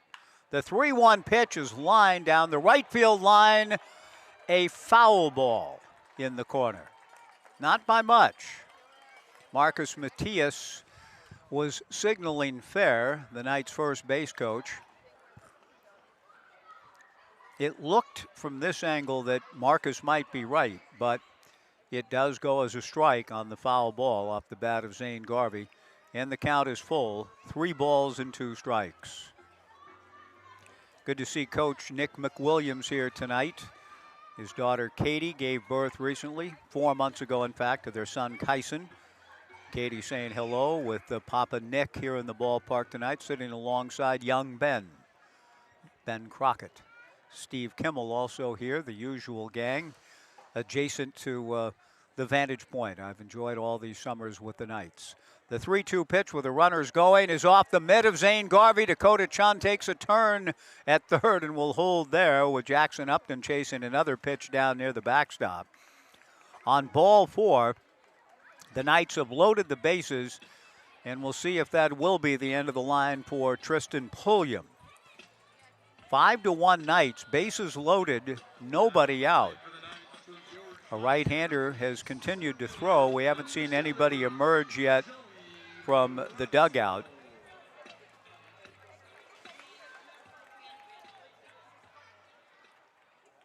Five walks and 4 hit batters, and Pulliam, though, presses on with Joey Morosco, one of the hittees at the plate, swings at the first pitch and doesn't get it. 0-1 the count. Joey, a bunt single in the first, hit by a pitch and scored a run last inning. At the plate with the bases loaded, nobody out. The Knights trying to bust it wide open here in the bottom of the fourth. From the windup, Pulliam to the plate. The strike 1 pitch, breaking ball in there, strike 2. 0-2 the count to Joey. Tate Hammond, the on-deck hitter.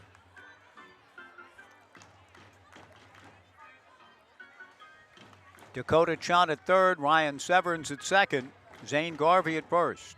2 walks and a hit batter have loaded him up. Joey Morosco down in the count, 0-2. Pulliam to the plate, pop foul off first. Cole French has a look. The ball lands, though, beyond the Pippins dugout on the first base side. The count remains no balls and 2 strikes. 6:35 again tomorrow night, the penultimate game of the home regular season schedule. Hope you get out here and join us. Going to be a little cooler, I'm told, tomorrow, so be prepared, as the Boy Scouts and Professor Tom Lehrer have always admonished us. The strike 2 pitch, fastball away, ball 1. We lost Tom recently, didn't we? What a joy. the laughter as H.L. Mencken said, the belly laughs are worth 10,000 syllogisms, and Tom Lehrer gave us many. Loved his stuff. The 1-2 pitch is pop foul. This one just below our vantage point. The ball bounces in the Riley concourse, and there was a papa bringing ice cream and other treats to his kids, and I thought the ball was going to land on his head. And the tragedy might have been, if that happened, he might have dropped the big ice cream cone, which he just now hands to his cute daughter. The cone's about as big as the little girl. They're enjoying themselves at the ballpark tonight. 1-2 the count to Joey Morosco. Bases loaded, nobody out. The 1-2 pitch is fouled into the netting. Joey battling with a count of 1 ball and 2 strikes. Nobody out in the bottom of the 4th. Dakota Chun at third, Ryan Severns at second, Zane Garvey at first, Joey Morosco at the plate. Pulliam's 1-2 pitch to Joey, and he fights that fastball off, fouling it back to stay up there.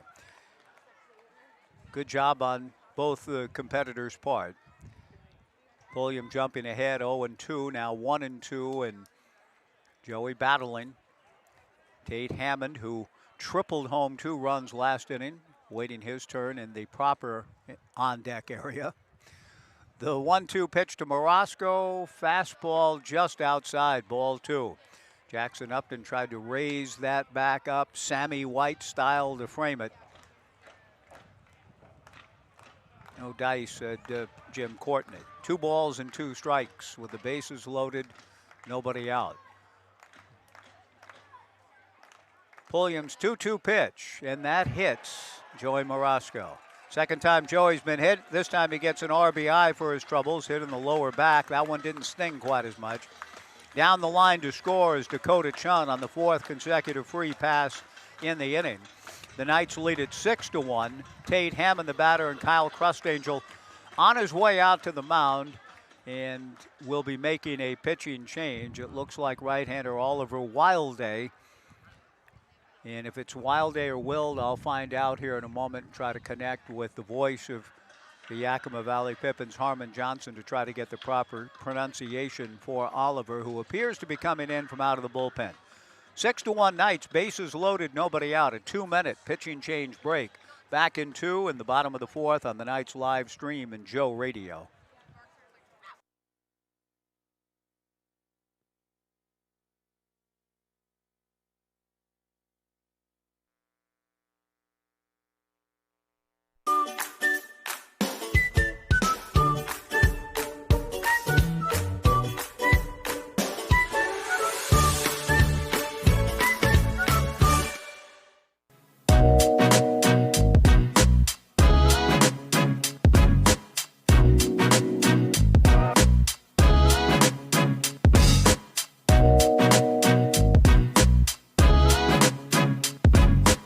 At Eugene Airport, we want to say thank you. Thank you to our community for choosing us to connect you to many destinations, other cultures, your families, and friends. Thank you to our dedicated and professional staff for ensuring the airport experience is excellent. And thank you to local residents and businesses for making us who we are. We are proud to serve you, our region, and beyond. Together, we continue to grow and thrive. Thank you for flying local and for flying EUG.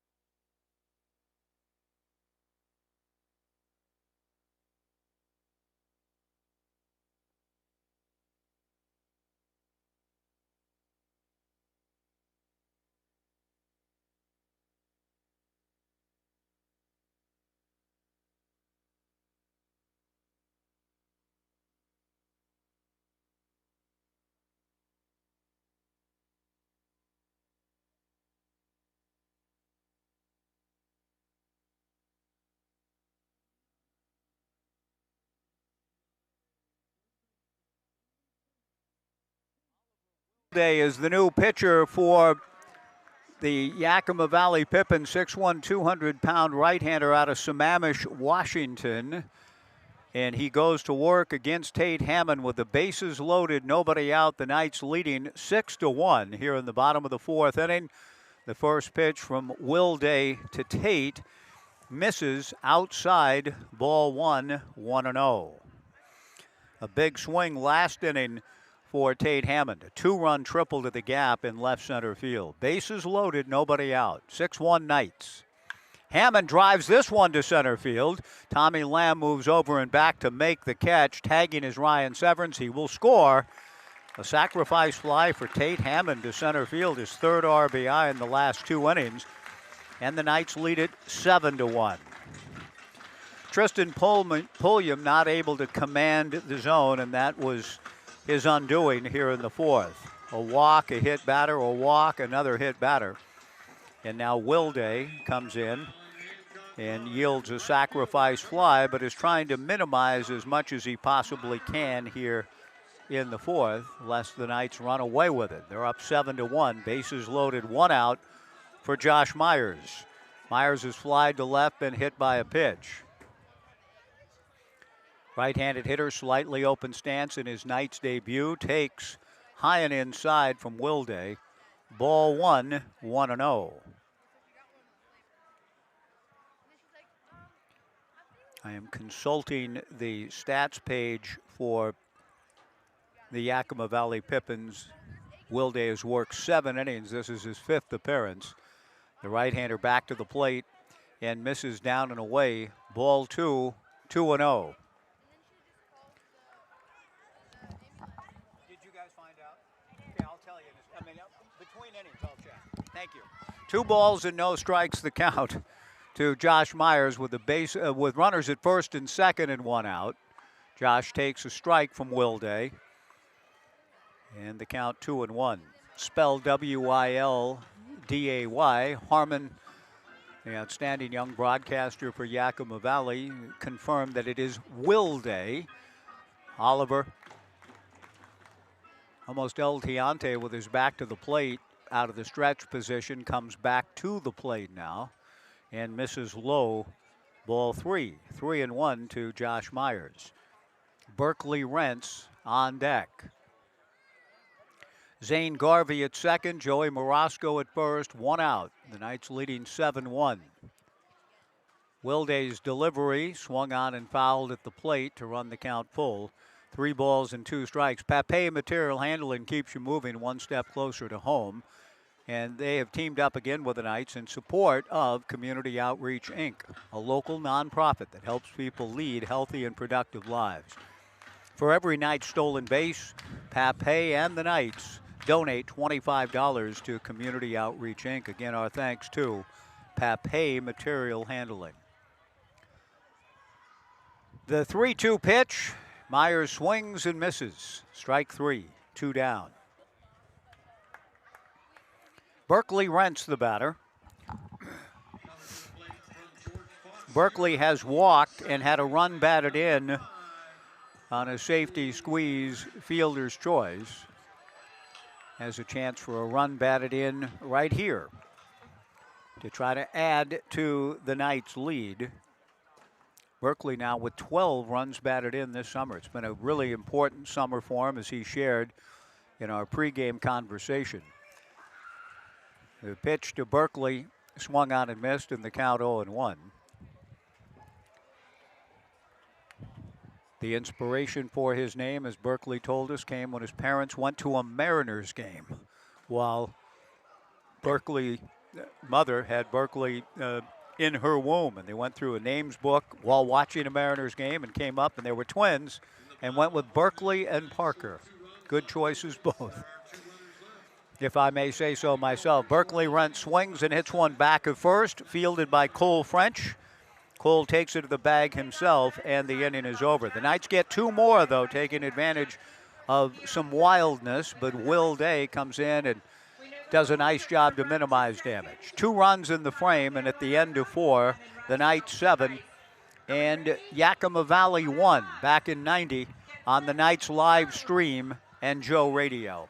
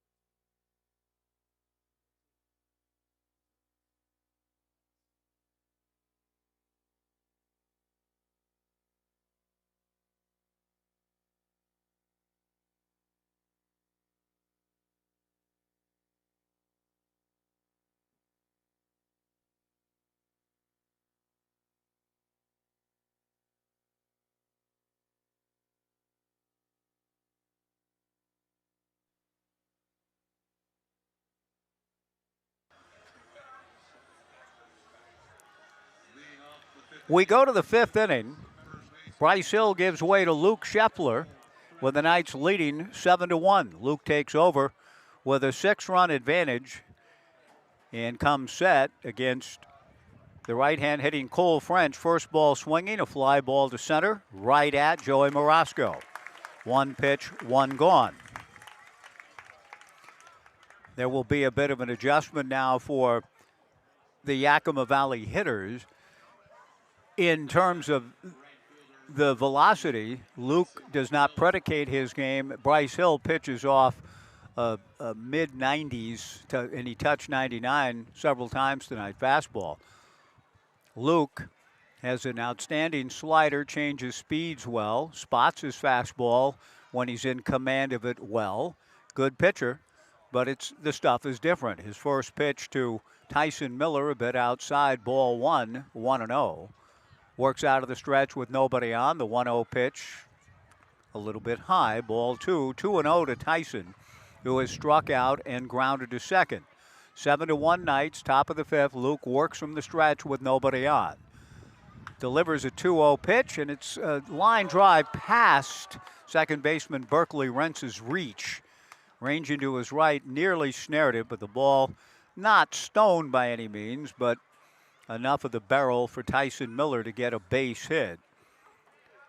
Just the 3rd hit of the night, 4-inning stint, and a dominant one, as always, for Bryce Hill with his, I think, major league quality stuff right now.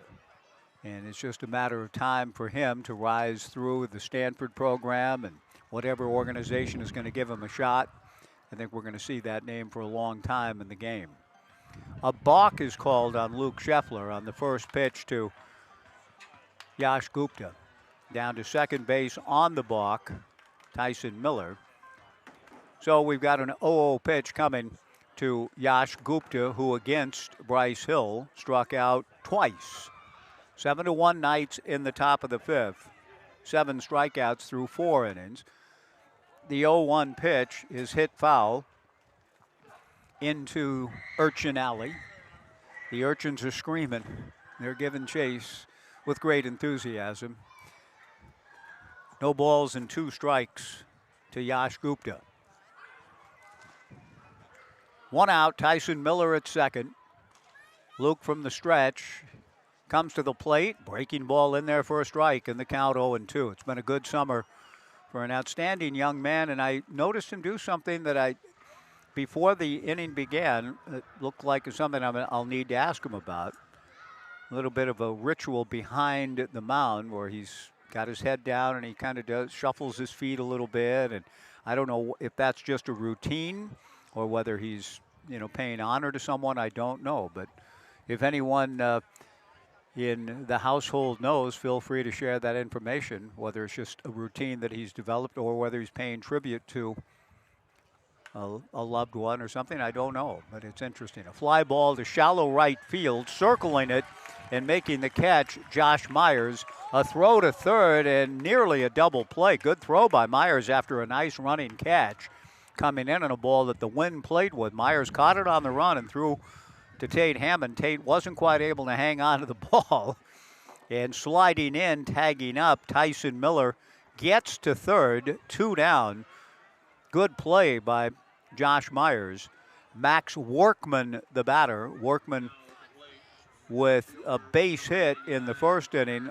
A chopper lost in the sun by Hammond, and then flied to center in the third. Tyson Miller racing to third, and the first pitch to Max Workman swung on and missed.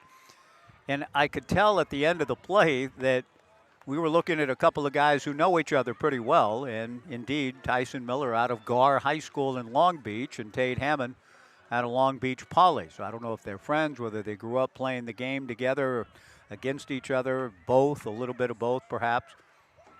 Certainly Garr and Long Beach Poly would play against each other, but these two might have come up through youth baseball in Long Beach. They're both from Long Beach, and they kind of greeted each other with fist bumps after the slide in by Tyson Miller. A 2-hopper toward short. Nice play by Ryan Severns, backing up to play it at the rim and throw to first for the out. Luke has had a really good summer, and he follows up the outstanding outing of Bryce Hill with a scoreless frame of his own, and this is 12th appearance of the season. So down go the Yakima Valley Pippins. No runs, a hit, a man left. At the end of 4.5, the Knights 7, Yakima Valley 1, back in 90 on the Knights live stream and Joe Radio.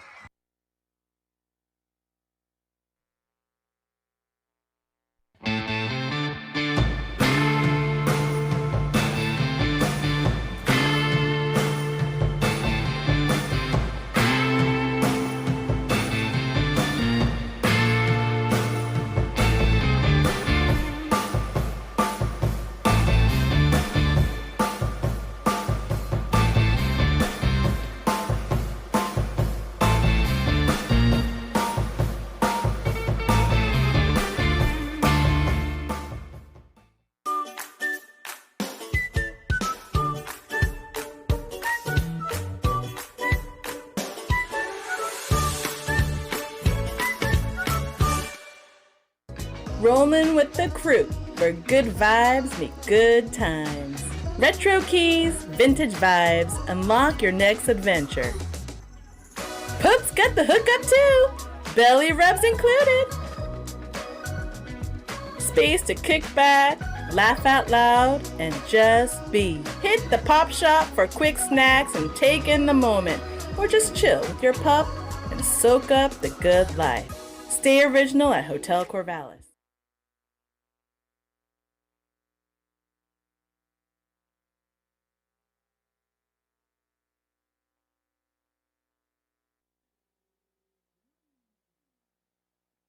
Of the fifth inning, the Knights leading 7-1, pardon me. I'm looking at number 11 up on the scoreboard and was staring at the video board between innings. The first pitch from the right-hander Oliver Wilday misses low for ball 1-0. Between innings, a tribute to Randy and Adley Rutschman. It is Adley Rutschman bobblehead night, but both Rutschmans are on the bobblehead. That is a unique bobblehead to be sure, but the two have been joined together with the Knights organization. Randy with the Aloha Knights in the early days with Dan Siegel, and Adley on the 2016 team grew up around the Knights. Big part of both of the lives and the lives of the Rutschman family and the patriarch Ad Rutschman himself. The strike two pitch to Diego, lined into left field, base hit. Max Workman plays it on a hop. Diego Cruz, an opposite field well hit, base hit to left, and the batter will be Ethan Porter, who is 0 for 3. And Randy and Adley featured on the bobblehead, which I have not seen one of yet. By the time the first 250 fans got them, and I've not seen any Rutschman heads bobbling around in the ballpark tonight, but I know that they went quickly. There was a big line to get in. Ethan Porter at the plate. There goes Cruz. The pitch is low, and Diego is safely in at second base with a steal. And that, as I shared earlier, that means another $50 to Community Outreach, Inc., the combined efforts of Pape Material Handling and the Corvallis Knights, providing $50 more to the nonprofit that serves people in our community. So in such many important and vital ways, Community Outreach, Inc., another $50. And if the Knights hang on and win, then whatever stolen base totals are doubled after a Knights victory at evening's end. Porter swings and pulls one foul past head coach Brooke Knight. 1 ball and 1 strike the count. I've really enjoyed the conversations the last 2 nights with both Maverick Russell and tonight Berkeley Rents, and both of them expressing their appreciation for Coach Knight and the Knights organization, what it's meant to them to be part of it. Berkeley this year and Maverick for a second straight year. The pitch on the way, down and away to Ethan Porter, ball 2, 2-1. The members of, and I asked about who, we've got a team. They are in their blue and white sweats. And again, at Goss Stadium at Coleman Field for a second straight night tonight. The 2-1 pitch fouled at the plate. 2-2 the count.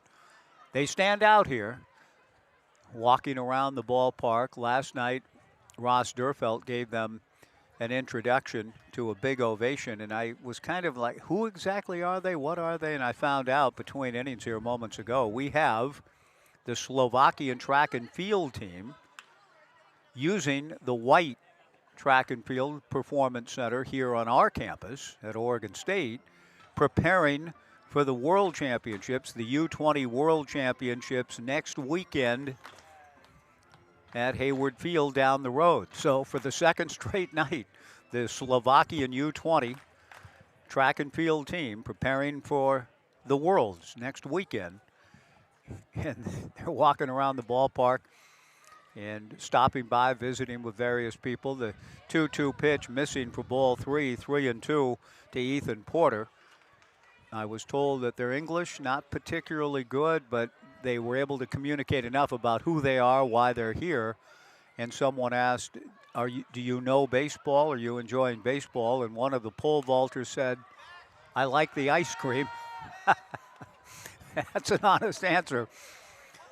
Didn't have much to say about our great game of baseball that they're enjoying from Slovakia, preparing for track and field world championships next weekend. Great to have them in the ballpark. Again, it's a compliment to the fans and this ballpark experience that they've come back, I'm told, not just 2 nights, but 3 nights in a row on this stand. The pitch to Porter, a fly ball to right field. Diego Cruz gets on the bag and will go to third. The ball hauled in out there by Tyson Miller. So Porter is 0 for 4, but that is a productive out. Fly ball to right, sending Diego to third, and Dakota Chun will be the batter. Dakota's been hit by a pitch and scored, fly to center, and walked and scored. 7-1 Knights in the bottom of the 4th, and a good opportunity here for the Knights to add to it. Coach Crust Angel keeping his infield back. The right-hander Will Day to the plate, and the first pitch missing high and away, ball 1.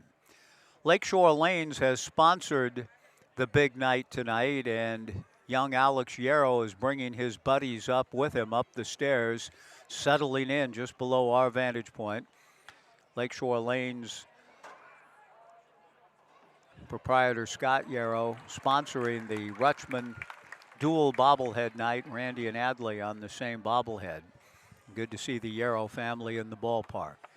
The pitch fouled away by Dakota, trying to get Diego Cruz home from third. 1 out, bottom of the 4th, 7-1 Knights. Oliver Wilday to the plate. Dakota swings at the off-speed pitch and doesn't get it. 1 ball and 2 strikes. Ryan Severns on deck.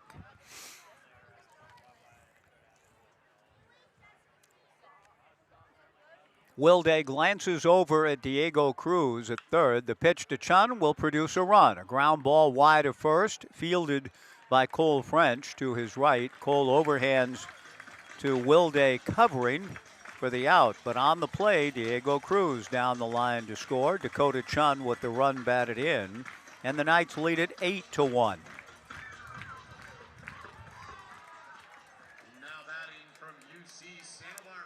Ryan Severns having himself a night. Comes to the plate. Ryan, a 2-run home run in the first, a double and a run scored in the third, hit by a pitch and scored last inning. Looks at a breaking ball from Oliver Wilday.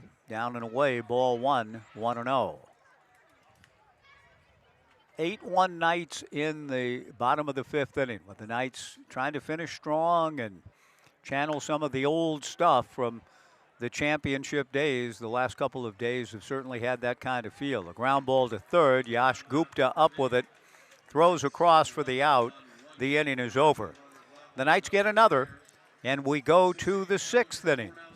The Knights 8 and Yakima Valley 1 back in 90 on the Knights live stream and Joe Radio.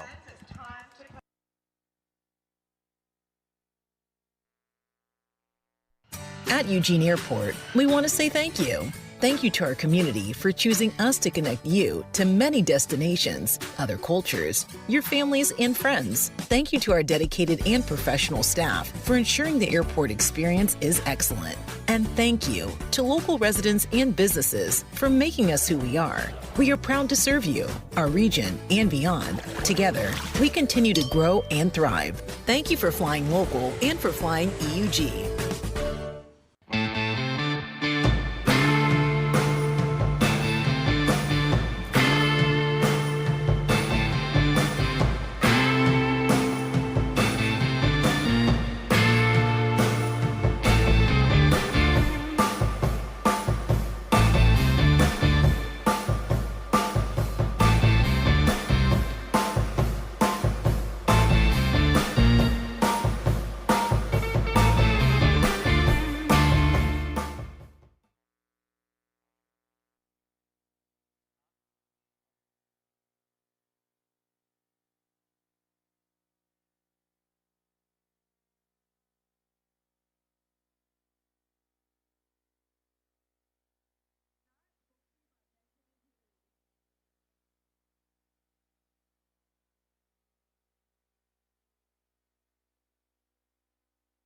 To 1 Knights. Top of the 6th inning by Alex Yarrow and family. Jackson coming up. Jackson refuses to fist bump 2 nights in a row, on the verge of giving me a fist bump, and backs away. Luke's strike 1 pitch, missing high and inside, and all Alex could say is maybe tomorrow. And that, of course, makes me think about poor Candy. Maybe tomorrow. Let's wait till tomorrow. Luke Scheffler with an 8-1 lead tonight. Back to the plate with a 1-1 pitch. Breaking ball away. Ball 2. 2-1 to Parker Burt. 8-1 Knights. Top of the 6th inning. Luke's 2nd inning of work comes to the plate with a 2-1 pitch. Fastball up and in. Ball 3. 3-1. Parker Burt, Brandon Stone, and Brennan Aoki, the scheduled hitters for Yakima Valley. Luke's 3-1 pitch, a line drive towards the gap into right center field. Getting over to cut it off on a hop is Josh Myers. Fires the ball back in. A long single for Parker Burke to right. And that'll bring Brandon Stone to the plate. For 3 generations, Wilson Motors has been proud to call Corvallis home. Since 1940, the Wilson family has helped local families, students, and businesses find the right vehicle while supporting the community along the way. And they hosted another Wilson Motors night recently, back on July 23rd, about 8 days ago, to considerable fanfare here. A great night. Thanks to Wilson Motors for that again this summer, providing free tickets for that ball game and taking care of families and businesses since 1940. Luke's first pitch, a strike to the right-hand hitting Brandon Stone. The 0-1 pitch misses just outside. Brandon has been aboard on an error, and he proceeded to score the only run of the game for Yakima Valley, an unearned tally in the 2nd. 8-1 Knights in the 6th. The 1-1 pitch swung on and missed. The count 1-2. Brandon Stone out of the box for a moment, climbs back in. 1 ball and 2 strikes. 8-1 Knights. Top of the 6th inning. Trying to continue the big push. The 1-2 pitch, breaking ball popped up on the right side. Berkeley Rentz, the second baseman, calls and makes the catch. Good pitch by Luke. 1 away, and Brennan Aoki, the hitter.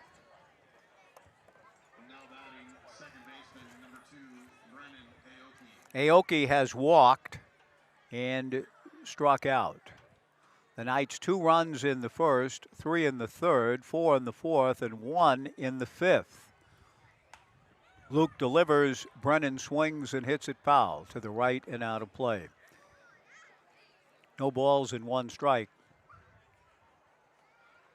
Luke did not make the trip when the Knights and Pippins played last weekend in Yakima. The strike 1 pitch just outside. Family gatherings, and Sarah His sister coming back in from Montana, making the trip in from Missoula. I don't know if she's still here or not, but she came to the ballpark. Check swing looper into shallow right field, base hit. Josh Myers plays it on a hop. Luke made a good pitch, and Aoki fooled, is able to punch it into right. For the second hit of the inning, stopping at second base, Parker Burt. But Luke getting an opportunity to work in this ball game at home. I don't think the family's here tonight, so there could indeed be a continuation of some family gatherings. And an outstanding local family.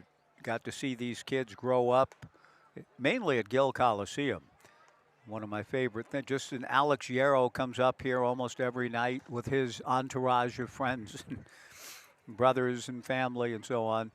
And I remember after many a game at Gill through the years when Sean Scheffler and I working together courtside for many basketball games through the years, and down the kids would come with their mother Stephanie and to say hello. And sweet, wonderful kids, Luke and Sarah, and they're all grown up now. I mean, I can't believe how quickly it all goes. I know none of you can either. The 1-0 pitch.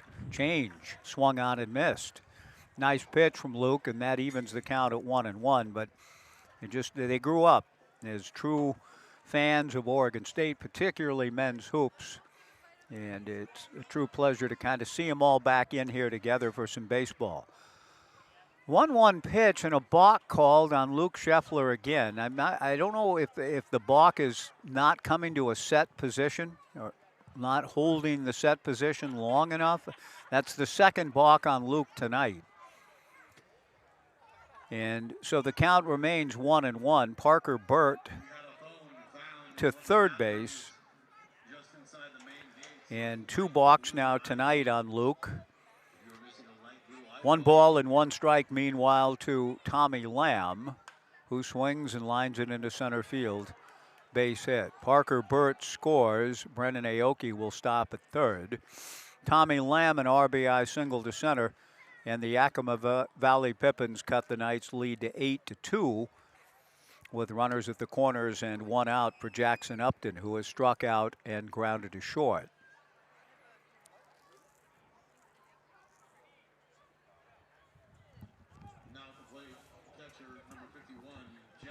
And as quickly as it all goes, my own daughter, Lydia, as I mentioned yesterday, swimming in the Celtic Sea, has made contact with the Baseball Association over in Cork and is going to be perhaps a person to help spread the gospel of baseball in Ireland while going to a graduate studies program at the University of Limerick. I remember when she used to crawl through the stairwell railings here at Goss back in '99. It goes quickly. Jackson Upton takes a strike. The 0-1 pitch foul back. And the count 0-2. In fact, Kip Carlson has a photograph in one of his media guides circa 2002, an Oregon State media guide, my daughter Elle. It's in the book, crawling through the stairwell railings. I pull it out every once in a while just to gaze at remembering such great times in this ballpark through the years. Luke, strike 2 pitch. Looked like it might have gotten a piece of the plate, and Dakota Chun didn't catch it. And Dakota kind of taps his chest to say, it's my bad, but he didn't give Courtney a chance to ring up the hitter, which I think he might have. That's too bad. Jackson Upton at the plate, still up there, 1-2 the count. The Knights infield at double play depth. Luke delivers the 1-2 pitch, lifted foul into Urchin Alley over my head. The Urchins give chase. 1 ball, 2 strikes, 1 out. Runners at the corners. The Knights leading 8-2. Luke reading his battery mate Dakota Chun. Comes set, fires over to first base. And back to the bag goes Tommy Lamb.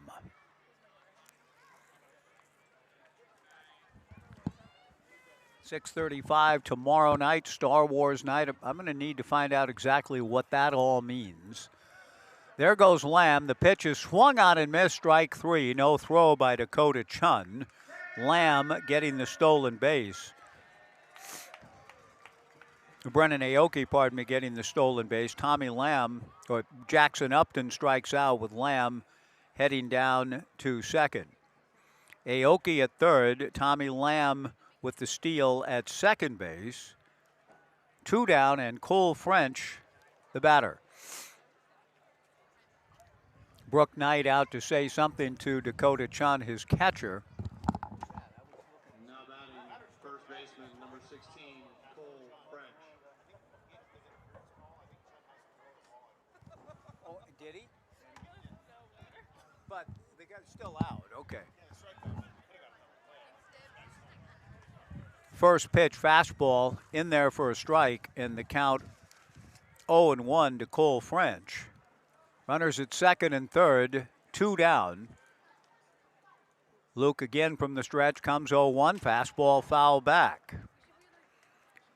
Fast one at 85, and again with the ability to change speeds and locate. Luke's fastball can indeed work for him, and he's ahead of the count, or evens the count, pardon me, at 1 ball and 1 strike. Second and third, 2 down. Luke to the plate and misses a little bit high with the change. Ball 2, 2-1.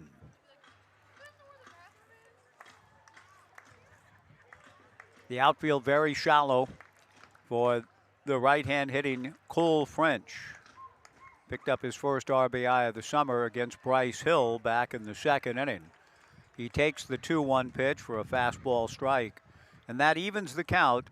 2 balls and 2 strikes with 2 on and 2 out, a run in. The Knights leading 8-2, top of the 6th inning. Luke trying to minimize the damage here. Comes set, delivers a 2-2 pitch, taken a little bit high. Ball 3, 3-2. Didn't miss by much. 3 balls and 2 strikes. Brennan Aoki at third, Tommy Lamb at second, Luke out of the stretch. The 3-2 pitch popped up to shallow right field. Josh Myers calls, moves in, makes the catch, and the inning is over. Good work by Luke. The Pippins do get a run on 3 hits in the inning. No errors and 2 left. We go to the bottom of the 6th inning. Brooke Knight conferring with home plate umpire Jim Courtney. Something about the strikeout and the mechanics of it after the strikeout on the batter Jackson Upton. About whether or not a throw needed to be made down to first, I think. I don't think it needed to because the runner occupied first and was going on the pitch. I don't know what that whole conversation was about, but it all works out as we go to the bottom of the 6th inning. The Knights 8, Yakima Valley 2, back in 90 on Joe Radio.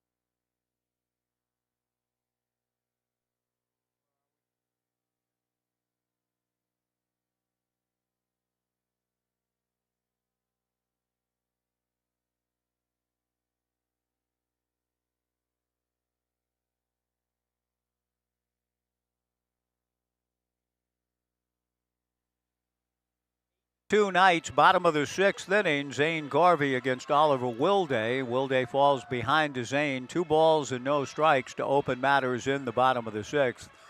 Zane followed by Joey Morosco and then Tate Hammond. Garvey takes the 2-0 pitch for a strike. The count 2-1. Zane has walked twice and popped out. Some activity will begin in the Corvallis Knights bullpen here momentarily. It may be the end of the line for Luke. Good 2-inning outing. The pitch to Garvey ripped fair down the right field line into the corner. Tyson Miller giving chase. Zane Garvey is rounding second, on his way to third, and he will get there sliding just to make sure of it.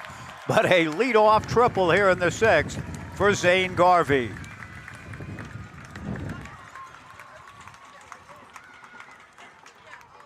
Really good swing by Zane, who has used the summer impressively. Began this summer as a 10-day signee for the Corvallis Knights and has moved from that status to a D1 player at the University of Portland. Gets his first triple of the summer. Joey Morosco, the batter.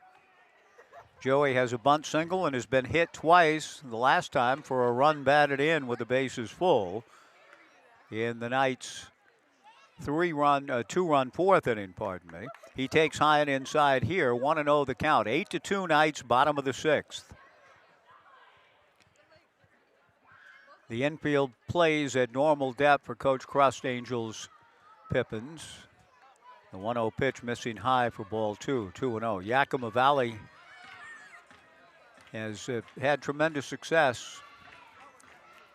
New ownership group nearly tripled the home attendance this season. I've always enjoyed the trips to the great Yakima Valley. Didn't make the trip last weekend, but it's one of my favorite spots in the league, and floating the Yakima River, I've done it several times over the summers on trips with the Knights, is a grand experience to be sure. The pitch missing high, ball three, 3-0. Garvey at third, nobody out. The Knights looking to add to their 8-2 lead. 3-0 pitch misses to Joey for ball four. Joey has been hit twice and draws a walk here. Tate Hammond, the batter. Tate with a 3 RBI game. So he's in a serious battle with Ryan Severns for the Washington Park Advisors, that coveted honor, the player of the game. We appreciate Washington Park Advisors and their sponsorship of the player of the game. Severns probably has a slight edge at the moment because of the 2-run home run, but Hammond has 3 RBIs and has a chance for another here, and we'll get another here. A fly ball to left center field, and the ball carries over the head of Tommy Lamb. The wind got it, he misjudged it. Garvey scores, Morosco scores. Hammond stumbles between second and third, but is able to get back safely into second with a 2-run double. He has moved ahead of Severns, and the Knights are further ahead in the ball game, increase their lead to 10-2 on a 2-run double for Tate Hammond.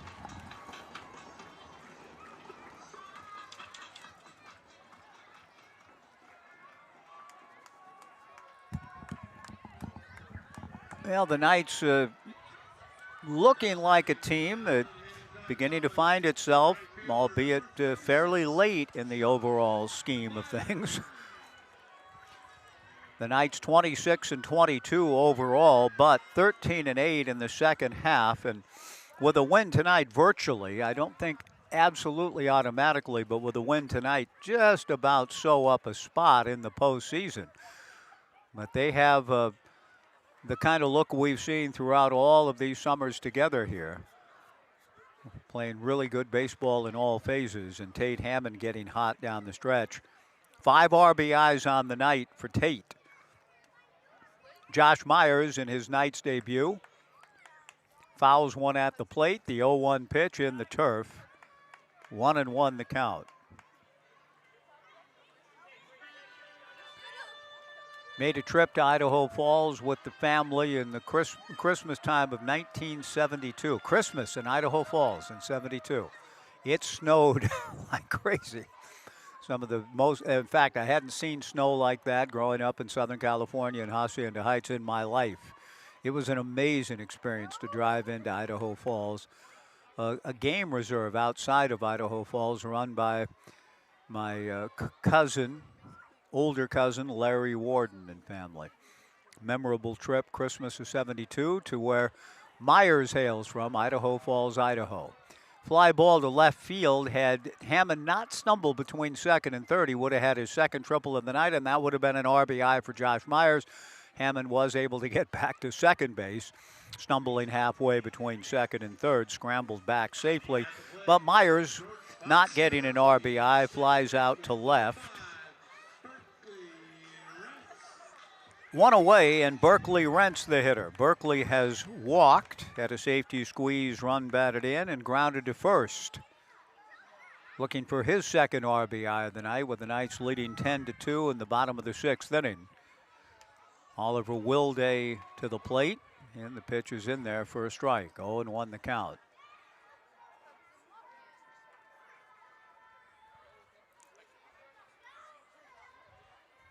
A 5 RBI game for Tate Hammond. Gets his lead from second. The strike one breaking ball, a high pop-up in foul territory. And the first baseman with the wind playing with it, Cole French, has to kind of fight it a bit. Marcus Matias clearing out of the way, and French stayed with it to make the catch in foul grounds. 2 down. And Diego Cruz, the hitter. Diego has struck out, popped to short, bounced into a force play, singled and scored. 10 runs, 7 hits for the Knights, 2 runs, 6 hits for Yakima Valley. Bottom of the sixth inning, game 1 of the final 3-game series of the regular season. Good crowd on hand tonight for Adley and Randy Rutschman bobblehead night. The pitch to Diego, low and inside, ball 1, 1-0. I remember well the first time I met Adley, and it was when he was playing with the Knights, summer of 2016 in Bellingham. The pitch to Cruz, whacked into center field, base hit. Rounding third, Tate Hammond, he will score. Diego Cruz with an RBI single. And the Knights add to the lead. It's now Corvallis 11, Yakima Valley 2. Another 3-run inning. And the Knights keep the inning going. Ethan Porter, the batter. I had heard so much about Adley and just found him to be such a gracious, well-spoken, great kid, sitting in the bullpen at Joe Martin Stadium in Bellingham before a game. Porter pulls one foul down the line. That was in the summer of 2016. A few years earlier in that same ballpark, I remember interviewing Jake Locker, who was en route to play. In fact, this was well before the Adley Rutschman era, but Jake Locker played for the Bellingham Bells.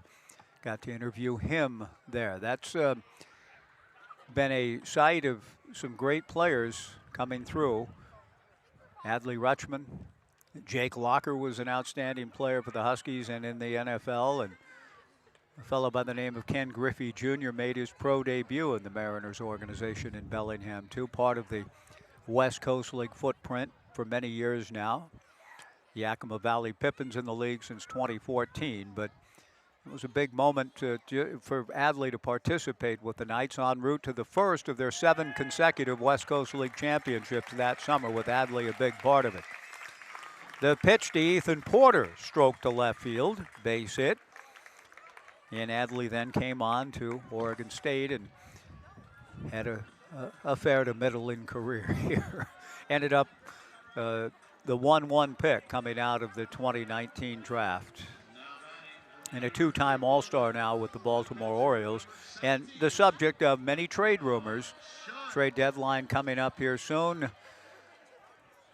I'm told that the Yankees seem to be the team most interested in perhaps acquiring Adley's services. The Oregon State connection strong here in the 6th inning. Speaking of the Rutschmans, and while doing so, Diego Cruz an RBI single, Ethan Porter a base hit to left. Dakota Chun, the batter, takes low and away from Oliver Wilday. Ball 1. 2 on, 2 out, 11-2 Knights. Bottom of the 6th inning. Wilday comes back to the plate. Chun, a fly ball to left center field. Tommy Lamb on the run, backhands it to retire the side. But the Knights rise up for 3 more here in the bottom of the 6th inning. The Knights lead at 11-2. 5 of those runs have been driven in by Tate Hammond. Luke Shepler stays in as we go to the 7th. The Knights 11, Yakima Valley 2, back in 90 on the Knights live stream and Joe Radio.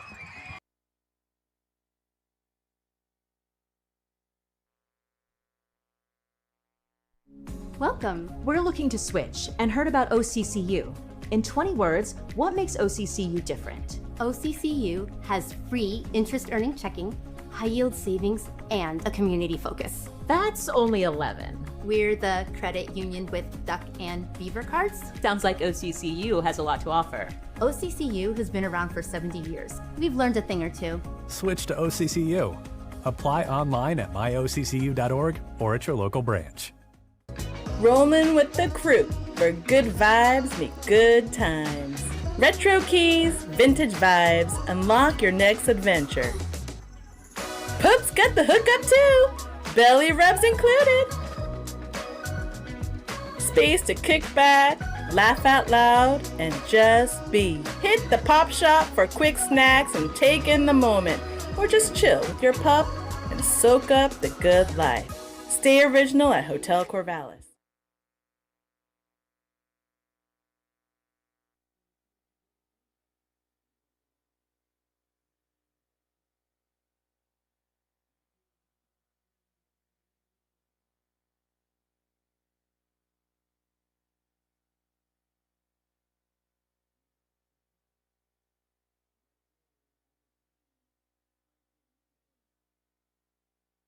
Six innings at Goss Stadium at Coleman Field. The Corvallis Knights 11 runs, 9 hits, and 1 error. Yakima Valley 2 runs, 6 hits, and 1 error. Luke Scheffler for his 3rd inning of work. Dakota Chun started to go out, stopped about 2 steps out in front of the plate, and if Jim Courtney is going to charge Dakota with a visit, I'm not sure what Jim is writing down. And Dakota says, well, if I'm going to be charged for it, I might as well go out and have a full conversation with my guy. So Dakota goes out to chat it up with Luke Scheffler as we go to the 7th. The Knights leading 11-2. Coming to the plate for Yakima Valley here in the top of the 7th inning, leadoff hitter Tyson Miller out of Gar in Long Beach, who struck out, grounded out, and singled. Luke's first pitch is in there for a strike. 0-1 the count.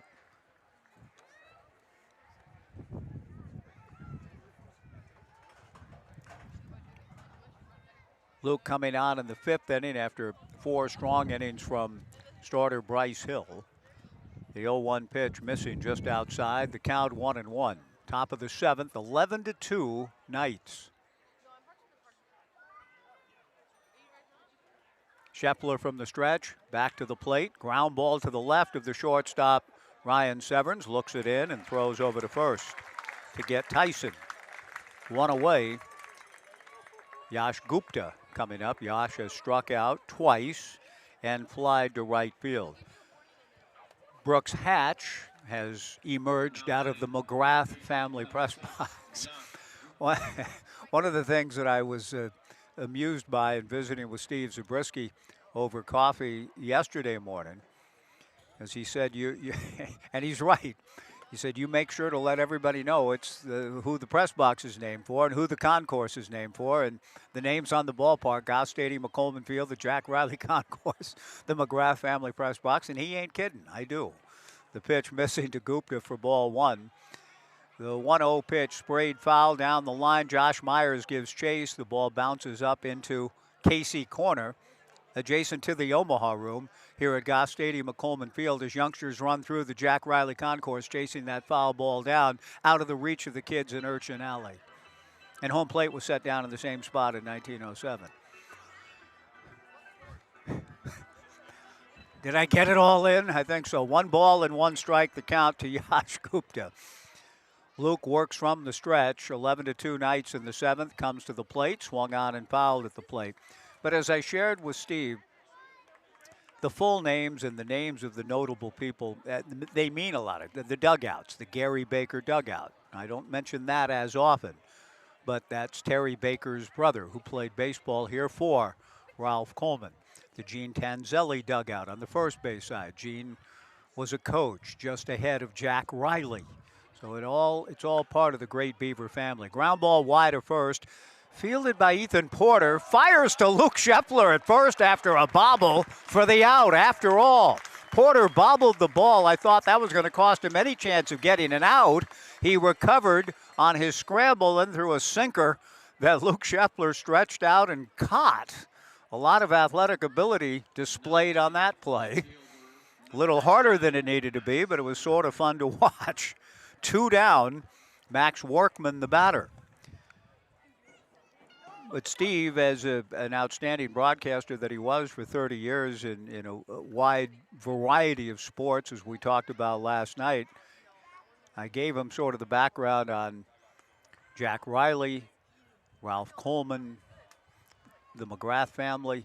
And he asked, well, who are the Gosses? And I said, well, John and Elaine Goss made the late John Goss and his late wife, Elaine, they made the big gift to Pat Casey that took Coleman Field from wooden stands in the bleachers and no permanent seats. A beautiful setting for a ballpark, but the John and Elaine Goss contribution to Pat Casey when Pat was building this program up in 1999 was a big step in the direction that we have lived to enjoy these many years in this ballpark and the home of 3 national championships. So it is Goss Stadium at Coleman Field where Luke Scheffler works, comes to the plate, the 2-0 pitch missing for ball 3. 3-0 to Max Workman, 2 down, nobody on, the 3-0 pitch straight down the middle for a strike. The count 3-1. Max, a base hit in the first, has fly to center and grounded to short. 3-1 the count to Max. 11-2 Knights in the 7th. The 3-1 pitch is low. Ball 4. Max Workman draws a walk. Parker Burt will be the hitter. Luke Scheffler working with his battery mate Dakota Chun around the infield. Ethan Porter at first. Berkeley Rentz at second. Ryan Severns at short. Tate Hammond at third. Was Zane Garvey in left, Joey Morosco in center, and Josh Myers in right. We have honored former Beaver Adley Rutschman tonight. We're going to take a look at former Beavers in the major leagues per Brooks Hatch's report coming out of that McGrath family press box. Luke's breaking ball to Parker misses outside, ball 1. Former Knight Brooks Lee, outstanding player out of Larry Lee's program at Cal Poly. He began his collegiate career here as a Knight before getting to his dad's program at Cal Poly. In the summer of 2019, Brooks Lee was an outstanding player here in a Knights championship team. Brooks tonight for the Twins went 1 for 2 with a homer. The pitch swung on and missed by Parker Burt. Trevor Larnach 0 for 3. The Twins losing 3-2. And was that to Seattle? I think it was on the road for the Mariners. Luke's change produces a high pop-up on the right side. Ethan Porter finds the baseball, catches the baseball, and the inning is over. Nicely done by Luke in his 3rd inning of work. Stephen Kwan 2 for 2 with a double, and the Guardians lost Arizona. Travis went 0 for 4. Michael Conforto 0 for 3 tonight. Thanks, Brooks, for that report. We go to the bottom of the 7th inning. Another good inning for Luke Scheffler on a good night for the Knights. To the bottom of the 7th we go. 11-2, Corvallis back in 90 on the Knights live stream and Joe Radio.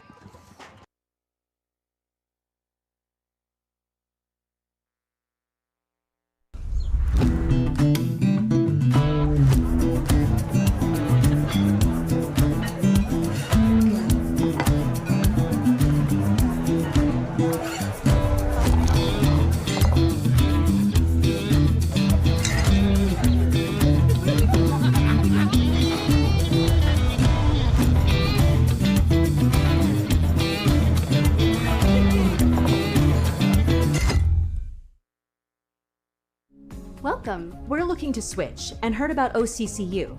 In 20 words, what makes OCCU different? OCCU has free interest earning checking, high yield savings, and a community focus. That's only 11. We're the credit union with duck and beaver cards. Sounds like OCCU has a lot to offer. OCCU has been around for 70 years. We've learned a thing or two. Switch to OCCU. Apply online at myoccu.org or at your local branch.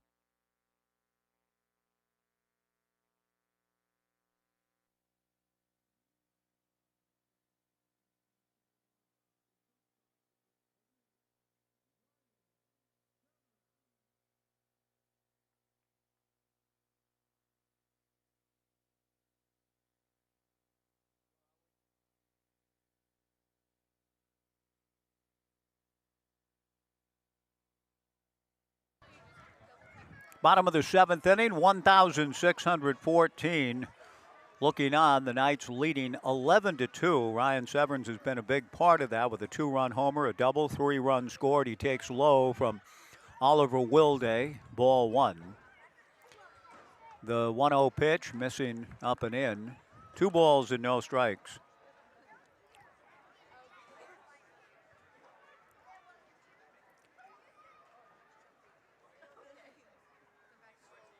Wilday's 2-0 pitch, Ryan takes just outside. 3 balls and no strikes to Ryan Severns. Zane Garvey on deck. Joey Morosco to follow. 1,614, and this the final homestand of the regular season. The pitch to Severns is low and outside, ball 4. A 4-pitch walk to Ryan to open the inning. Zane Garvey, who has walked twice and tripled to right, will come to the plate.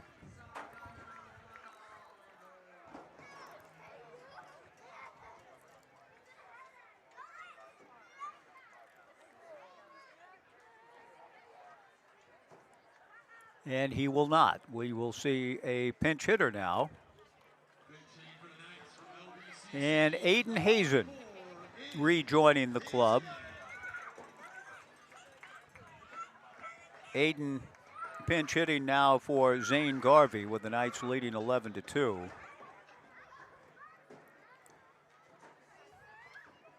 Aiden pinch hitting for Zane in the bottom of the 7th.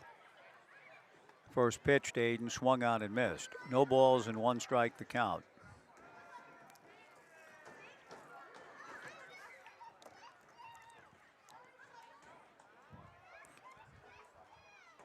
A little bit of activity going on in the Yakima Valley Pippins bullpen. A left-hander slinging it out there. Luke Scheffler following Bryce Hill. The Knights have only used 2 pitchers, leading 11-2. Aiden takes a breaking ball for a strike.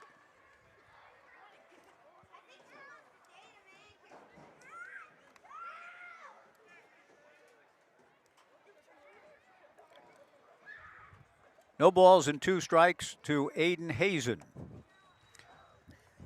Oliver Wilday out of the stretch and delivers. Breaking ball grounded wide of third. Gupta goes to second for 1, on to first. The throw pulling Cole French off the bag. He goes flying in the air to keep the ball from going by. Severns forced at second base, 1 away. Hazen aboard on the fielder's choice 5-4, and Joey Morosco will come to the plate.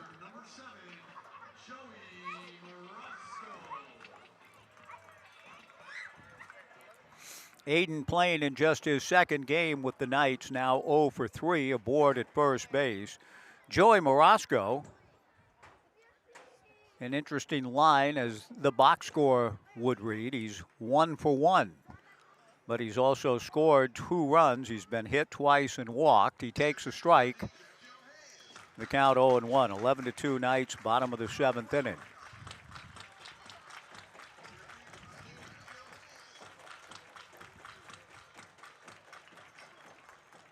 Wilday from the stretch comes back to the plate, and Joey pops one up high in the air on the right side. The first baseman, Cole French, calls and makes the catch. 2 down.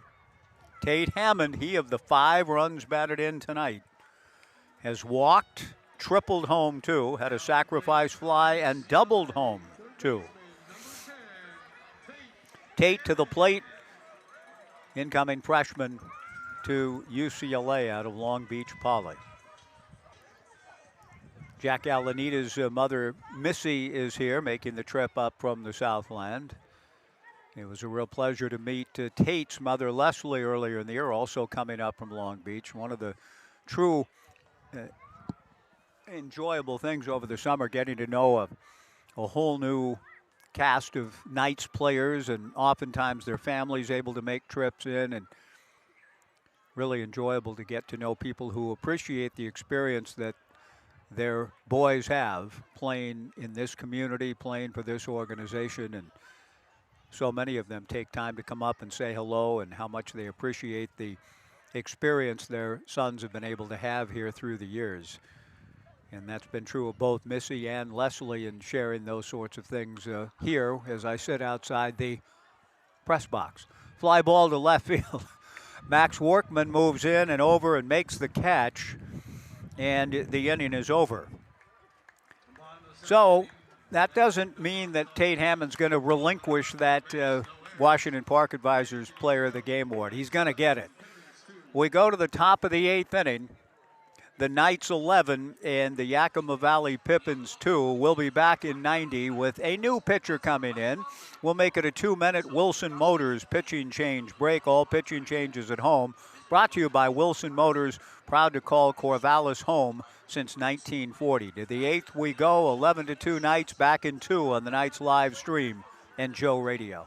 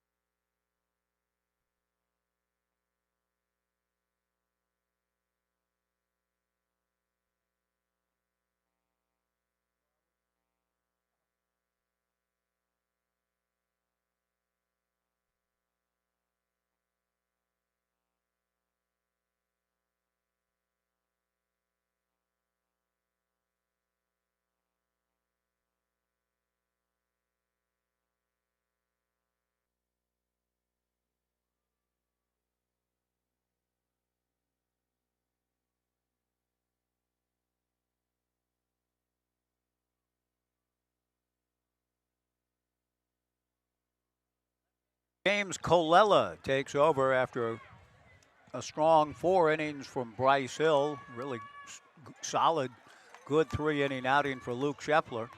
And now Colella, hoping to keep things rolling along, goes to work on the right-hand hitting Brandon Stone, and then misses well out of the zone on the first 2 pitches. 2 balls and no strikes to Stone, with James Colella in the 8th. 11-2 Knights. Colella's 2-0 pitch taken for a strike, and the count 2-1.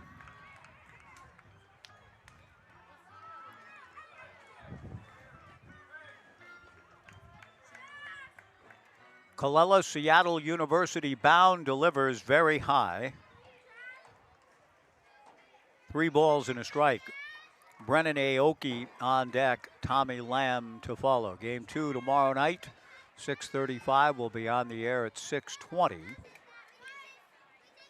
The 3-1 pitch taken, ball 4. James Colella issues a leadoff walk. in the top of the 8th inning. And that'll bring to the plate Brennan Aoki. Colella has been a two-way player for the Knights. He's had 7 at-bats during the course of the summer. And James, who joined a little past the midway mark, making his 5th appearance on the hill, but he's only worked 1 inning total. The wind's picking up here as the youngsters go through the ballpark with their Les Schwab plastic bags, gathering up the detritus of this various age here tonight at the ballpark. 1,614 looking on. I'm not quite sure what the whole reason for the visit by Dakota Chun and James Colella coming down the line, and another note made by James Courtney. But we play on with the temperatures dropping and the wind picking up in the top of the 8th, and the Knights leading 11-2. Brennan Aoki at the plate. The left-hander James Colella settles in and delivers, and that's way inside ball 1, 1-0. James is going to try to figure some things out here after coming in wild. Colella, talented young man, 5'9", 175-pound left-handed two-way player. And just trying to harness the stuff now and get into the zone, but he misses again, ball 2, 2-0. Brennan Aoki on deck. Left-hander James Colella delivers a 2-0 pitch. That's a strike. The count 2-1.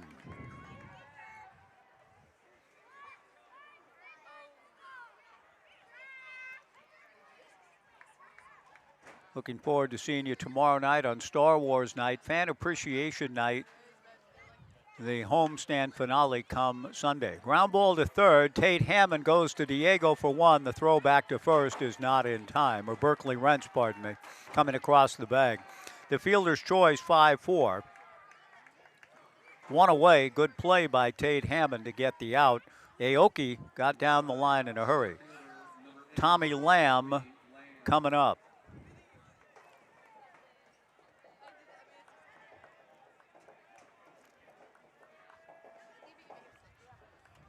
James has a look over at first as Aoki gets the lead held on at first base by Aiden Hazen. Lamb takes a first pitch strike. 0-1 the count.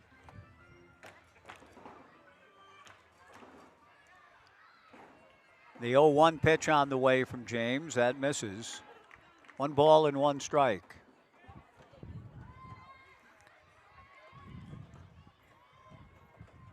Aiden Hazen taking over at first. Berkeley Rentz still at second. Ryan Severns at short. Tate Hammond at third. The 1-1 pitch. Good fastball from Colella. Swung on and missed. 1 ball and 2 strikes the count. Ethan Porter moving from first base out to left field after Hazen hit for Zane Garvey. Joey Morosco in center. Josh Myers in right. 1 ball and 2 strikes to Tommy Lamb, with the Knights leading comfortably 11-2 in the top of the 8th inning.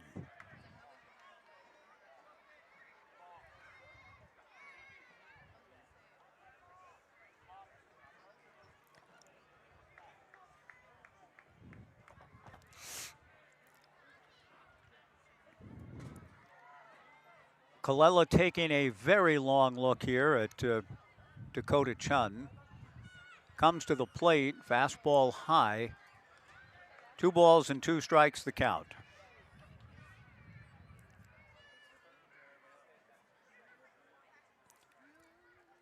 Colella coming from north of the border. Comes set, and the 2-2 pitch. Breaking ball just outside, ball 3. 3-2, and en route to Seattle University.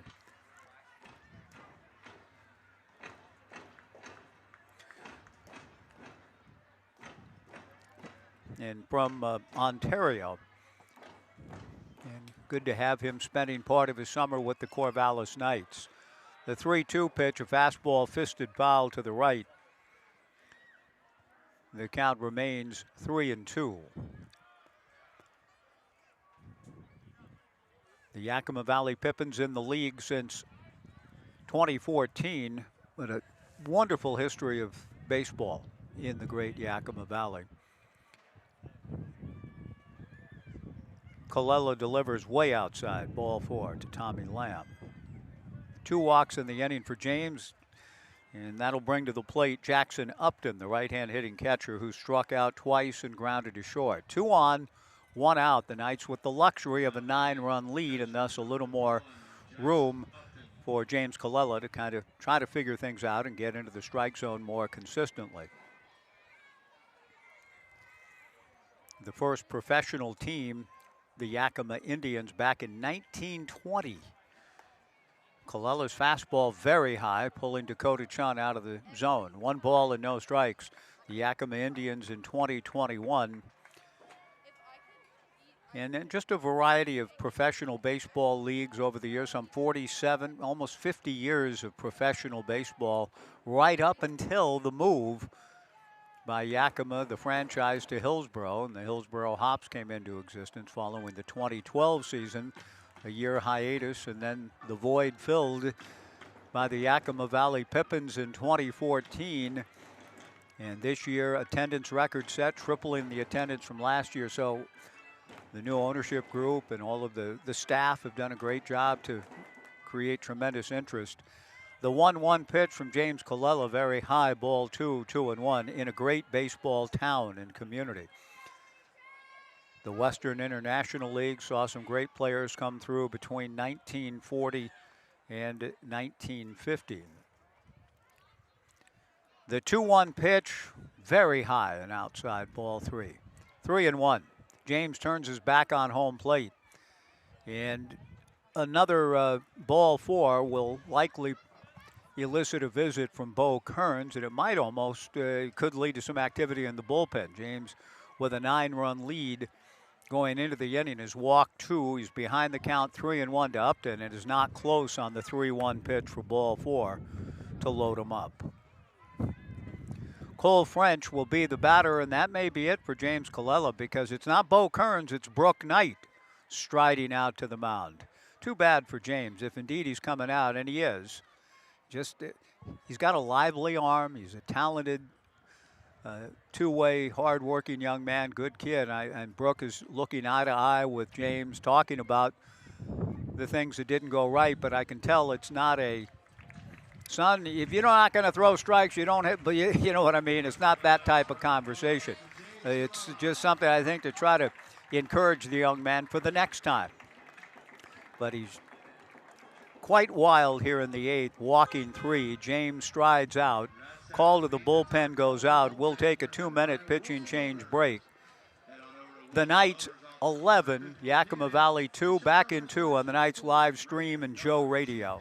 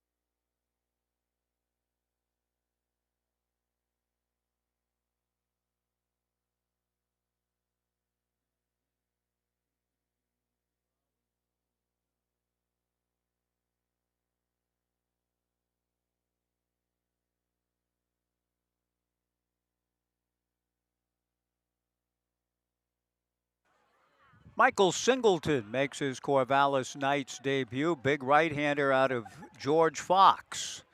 And from Valley Christian in San Jose, California, Michael 6'3", 175, delivers a first pitch low and inside to Cole French with the bases loaded, 1 out. Top of the 8th, the Knights leading 11-2.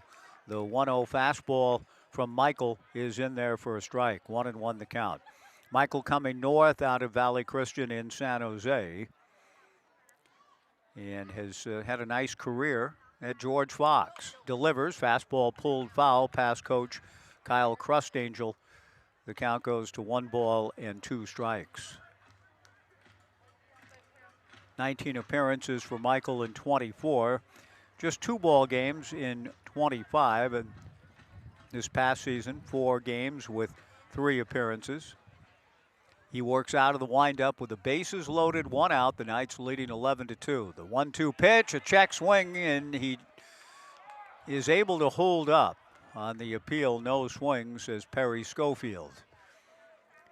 And the count even to Cole French. 2 balls and 2 strikes. Cole picked up an RBI against Bryce Hill. An unearned run for the Pippins back in the second. Bryce Hill going 4. Luke Scheffler, innings 5, 6, and 7. The fastball just missed. Boy, not by much, but apparently a little bit outside. I know Michael felt that he had thrown strike 3. So did a few of the fans that remain on this blustery evening here at Goss Stadium at Coleman Field. 3 balls and 2 strikes.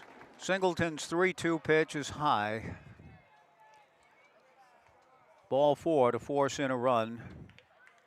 Down the line comes Brandon Stone, and it's now the Knights 11 and the Pippins 3. The 4th walk of the inning, not a good note when you're leading by 9 runs. Tyson Miller, the batter, and there is some frustration from some of the Knights fans about the tightness of Jim Courtney's zone. I did think the previous pitch, 2-2, was knee-high with enough of the plate, but no, and so the battle, in a sense, goes on for the Knights, who the only way the Pippins have any shot to get back in the game, any shot, is what's happening here in the 8th. 4 walks in the inning, the pitch missing outside to Tyson Miller. 11-3 Knights, the 1-0 pitch, drilled deep to right, twisting and turning and going back. Josh Myers to make the catch. Nice play by Josh, tagging up and coming down the line to score is Tommy Lamb. It's now the Knights 11 and the Yakima Valley Pippins 4. And that'll bring to the plate the right-hand hitting Yash Gupta. Good catch by Josh Myers. That would have been a little bit, if Myers didn't get a good read. First pitch slider misses, ball 1, 1-0 to Gupta. Well struck by Miller, and it required a good read and right by Myers. If that gets over his head, then you've got serious trouble at hand. As it is, just 1 run and an out, an exchange the Knights gladly take. The 1-0 pitch missing inside, ball 2, 2-0 to Yash Gupta. 11-4. The Knights in front in the top of the 8th inning. Michael Singleton, the 4th pitcher of the night for the Knights, delivers a fly ball to shallow right. Josh Myers closes turf and makes the catch. So, a nice job by Michael Singleton. Issued a leadoff walk, or a walk to the first batter that he faced, but then comes back to pitch to contact and get the 2nd and 3rd outs of this top of the 8th inning. A couple of runs in for Yakima Valley. We go to the bottom of the 8th inning. A new pitcher coming in, walking in slowly from out of the bullpen for Yakima Valley. As he does so, we'll take a 2-minute pitching change break. The Knights 11, the Pippins 4, back in 2 on the Knights live stream and Joe Radio.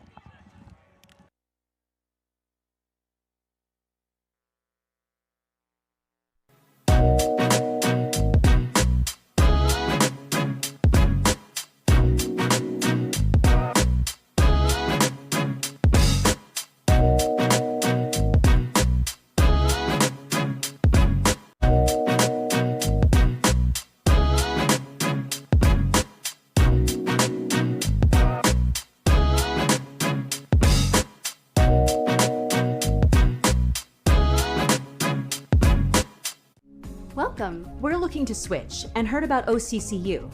In 20 words, what makes OCCU different? OCCU has free interest earning checking, high yield savings, and a community focus. That's only 11. We're the credit union with duck and beaver cards. Sounds like OCCU has a lot to offer. OCCU has been around for 70 years. We've learned a thing or two. Switch to OCCU.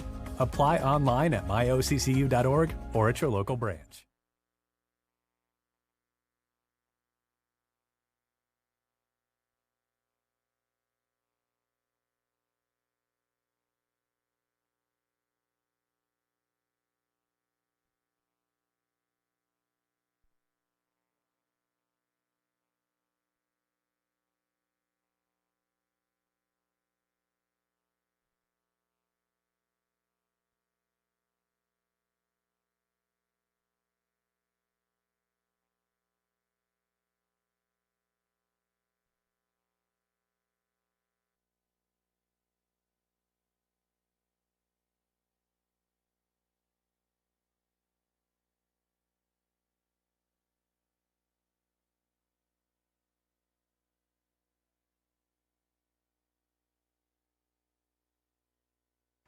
Hound Tanaki is the new pitcher for the Hound Tanaka, pardon me, 5'11", 180-pound left-hander out of Mito, Japan. Tanaka comes into the ball game with the Yakima Valley Pippins trailing the Knights by a score of 11-4, the 11th appearance this summer for Hound. And Tanaka's first pitch is in there for a strike as more members of the Slovakia U20 World Championship track and field team ascend the stairs to our right and settle in. None of them carrying ice cream, but settling into a different part of the ballpark. Members of both the men's and women's U20 Slovakia national team training at the White Track and Field Center on our campus for the championships next week down the road. Tanaka's 1-1 pitch misses outside, ball 2. 2-1 to Josh Myers. And a nice catch to prevent a potential big inning for the Pippins in the top of the 8th inning. We're in the bottom half. The 2-1 pitch. Fastball swung out and missed by Josh. That evens the count. At 2 balls and 2 strikes. I mentioned Yakima and its great baseball tradition as a city going back to pro baseball in 1920. Myers rips one to left field, racing back to backhand it. Max Workman, good contact for Josh, but an out. Well struck, one away. Berkeley Rents to the plate, 11-4 Knights in the bottom of the 8th. I wish I could remember the name of the place, and I should, and maybe before the series and the weekend is out, I will give the proper attribution. But I remember a team meal that I was part of with the Corvallis Knights quite a few summers ago in the West Coast League, where we gathered at a restaurant downtown, I believe it was, in Yakima, that had more sports memorabilia, baseball history, photographs, trophies, newspaper articles all emblazoned all over the walls. Just an amazing place of memorabilia, collectibles, and so on. I can't remember the name of the place. I know the food was good, the atmosphere was tremendous. It felt like a museum. I got to find out what that place is and got to get there again someday. Didn't have time to take it all in. The pitch to Berkeley swung on and missed. And the count 1-2 to Berkeley Rents, who has walked, had a safety squeeze, run batted in, grounded out, and fouled out.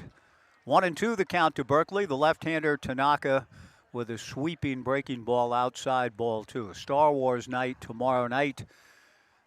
There may be, it kind of depends on the scheduling and so on. There could be some Star Wars characters here. Don't exactly know about that. It'd be nice to get George Lucas to throw out the ceremonial, but I don't know if that's going to quite happen either. But we will celebrate Star Wars tomorrow night here at the ballpark. The 2-2 fastball high and away.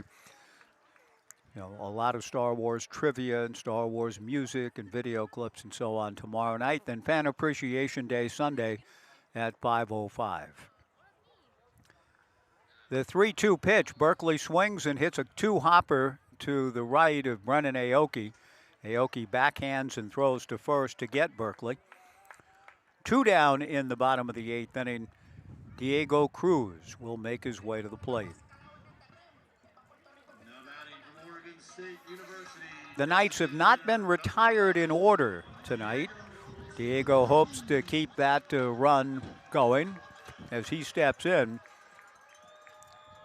Diego is 2 for 5 with a run scored, a bag stolen, an RBI. Left-handed hitter against the left-hander Hound Tanaka. In the first pitch missing low and inside, ball 1, 1-0. The Knights with 2 in the first, 3 in the third, 4 in the fourth, 1 in the fifth, 3 in the sixth. Diego takes a strike and the count 1-1. Interesting outfield alignment deployed by the Pippins. The pitch to Cruz, foul back, and the count 1-2. The left fielder and center fielder, kind of like 2 of the sisters in our Cascades, very close together. The right fielder feels a little bit distant from the rest of the family, like the South sister does in our beautiful Cascade range. The 1-2 pitch. Cruz swings and hits it foul. You can see from that wide. Now, they were closer together moments ago, the left fielder and center fielder. But that is a bit of a strange alignment. And again, all of the charts and the tools available these days, incredible. And it trickles down from the major leagues and the highly sophisticated data available to analyze all swings and spray charts from all hitters, and that includes in this West Coast League. The pitch to Cruz, swung on and missed, strike 3. The inning is over, and for the first and only time tonight, the Knights go down in order. The Knights looking for the last 3 outs. Brooke Knight is bringing his scorecard down to share some possible changes here. In fact, the pitcher will be one of them. Jim Courtney making notes. The Knights 3 outs away from continuing their winning ways down the stretch. We go to the 9th. The Knights 11, Yakima Valley 4. New pitcher coming in, Wilson Motors, sponsoring the pitching change. Back in 2 on the Knights live stream and Joe Radio.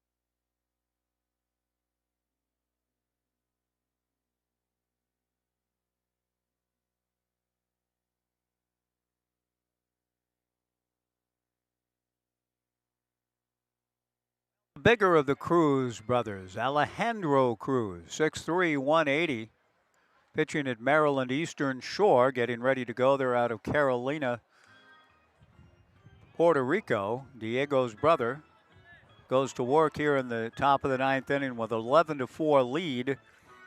In the first pitch to Max Workman, misses outside from Alejandro. 1-0 the count.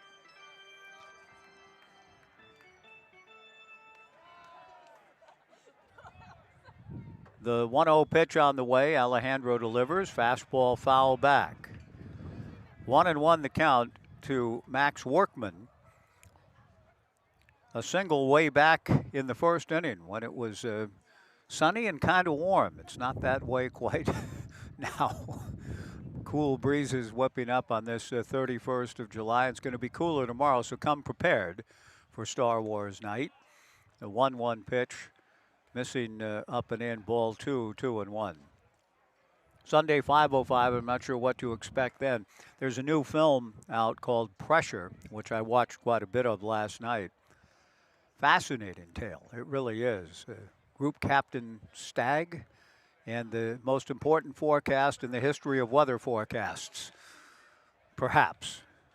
The 2-1 pitch missing, ball 3, 3-1, but certainly in the modern era and, you know, with the tools available, and it was a pretty well-told tale. Brendan Fraser playing Ike and the decision about when to go and what day for D-Day, originally set for June 5th, and the conflicts and arguments over whether or not the weather conditions were going to be right on the 5th, and as we well know, they weren't quite right. June 6th, he had a narrow window that Stagg prophesied through all his studies and diligence. And that's what the movie Pressure is all about. Spoiler alert, they did go on June 6th. The 3-2 pitch, down and away, ball 4. Alejandro Cruz issues a leadoff walk here in the top of the 9th inning with the 11-4 lead. Parker Burt, the batter. So, I mean, it really is a well-told tale about a weather forecast, essentially, which was critical, of course, in the decision-making process for Dwight Eisenhower and company. It really well-done scenes, I thought. Brooks Hatch recommended it to me in the press box the other day. The press box to my left, the McGrath family press box. Parker Burt, the hitter. Alejandro Cruz to the plate. Fastball up and away, ball 1, 1-0. But at least what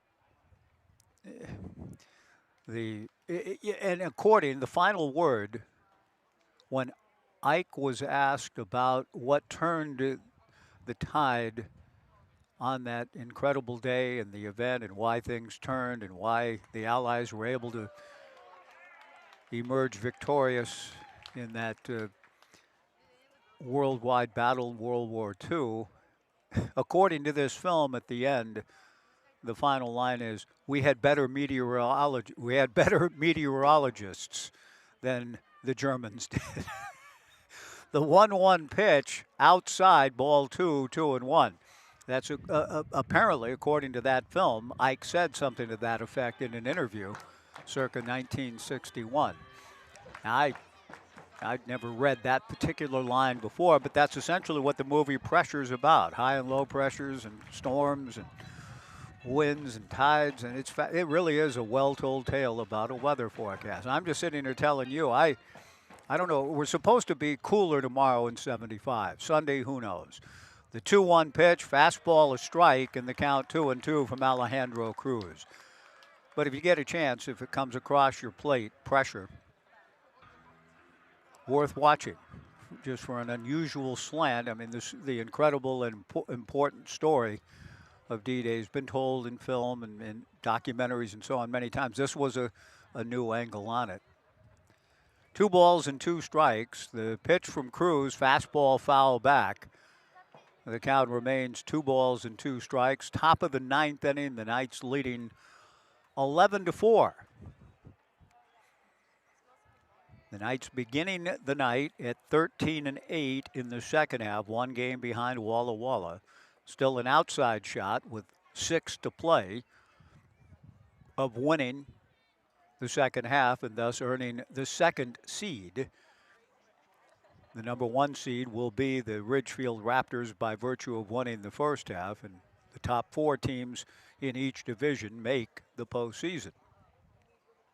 The second half winner is the 2nd seed, and the other teams fall into place based on overall record. The 2-2 pitch, down and away, ball 3, 3-2. Alejandro Cruz issuing a leadoff walk. Last inning, James Colella walked 3 and came out of the game. And Alejandro Cruz hopes to avoid such an outcome here and needs to fill up the zone. The right-hander ready. The 3-2 pitch on the way. Ball 4. Parker Burt trots down to first. It's been a good night for the Knights, no question about it, in a series of them here of late, but a little bit of a downturn here at the end with the strike zone. Just the Knights pitcher's not able to command it. Hudson Freeze will be a pinch hitter, hometown kid out of Yakima. Freeze comes to the plate. Here comes Bo Kearns for a conversation. I know.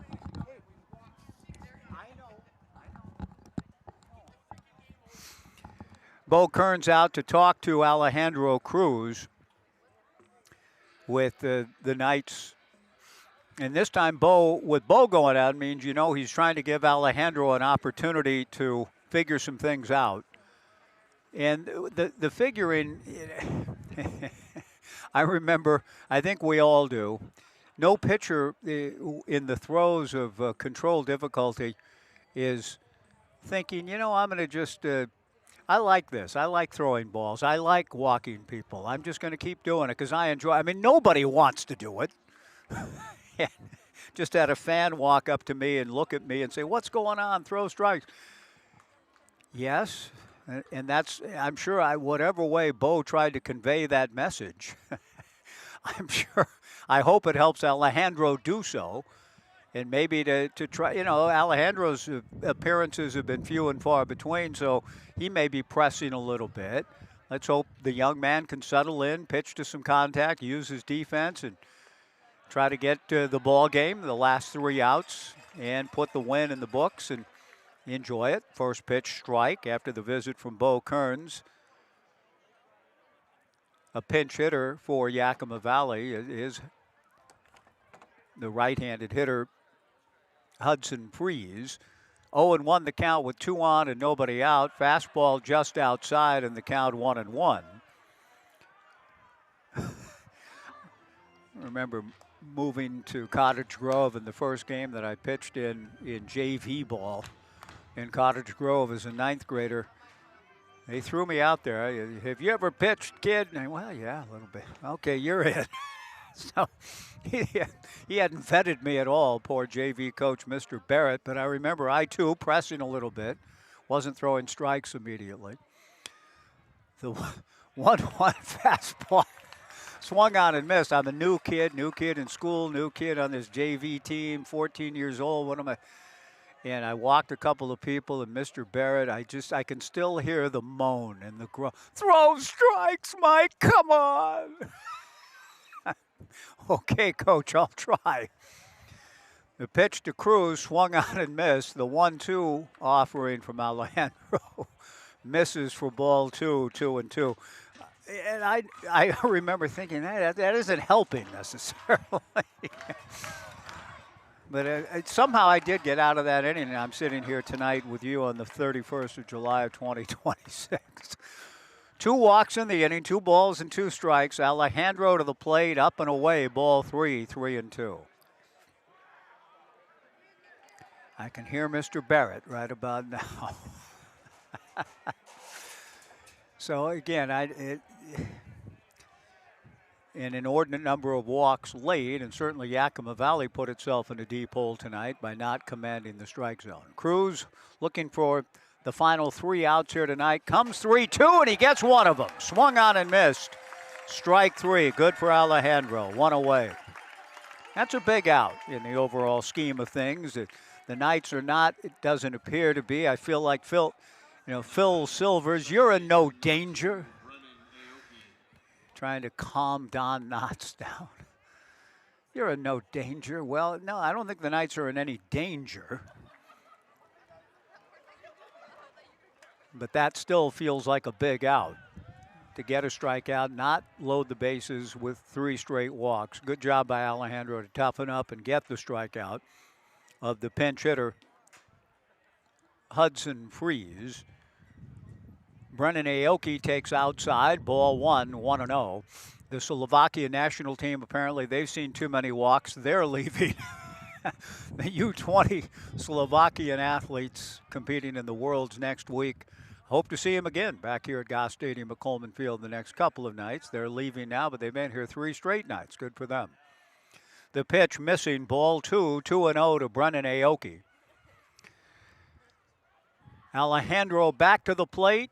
The 2-0 pitch is high, ball 3, 3-0.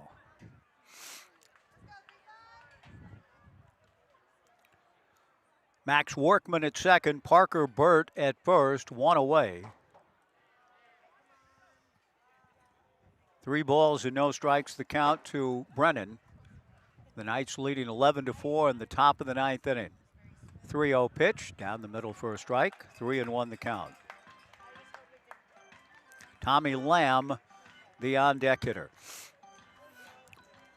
And with the series of pitches out of the zone, a right-hander is being sent down to the Knights bullpen. The 3-1 pitch is fouled into Urchin Alley over my right shoulder to run the count full to 3-2. Cooper Markham was just dispatched from the Knights dugout, which had emptied out, back down to the bullpen to begin to play a game of catch. Bo Kearns and Brooke Knight taking nothing for granted here.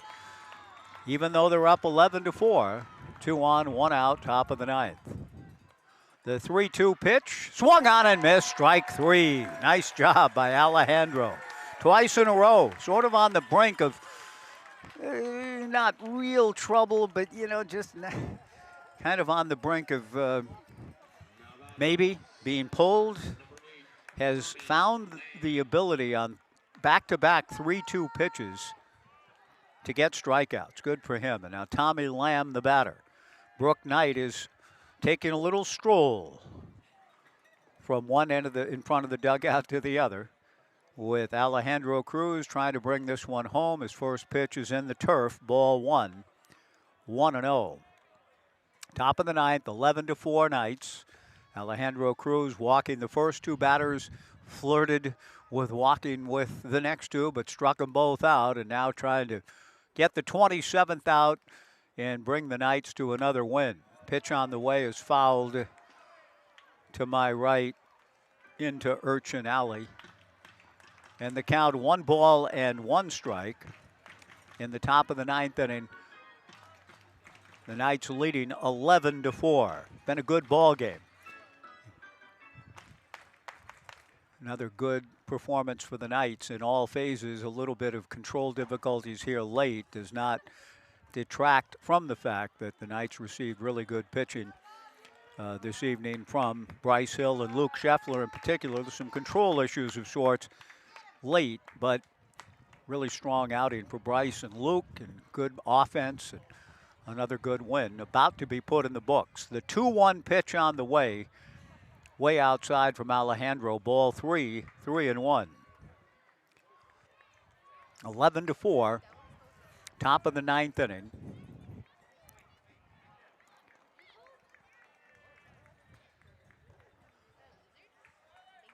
Cruz again trying to fight his way back with 2 on and 2 out. Down in the count, 3-1. Alejandro delivers high to load the bases.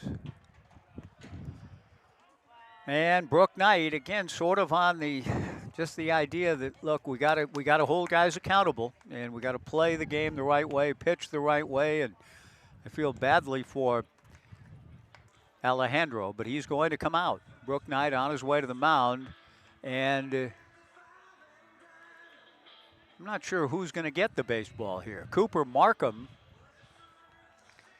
was dispatched, as I mentioned, down to the bullpen, but it looks as it's possible that Kellen Siegel's going to get the baseball.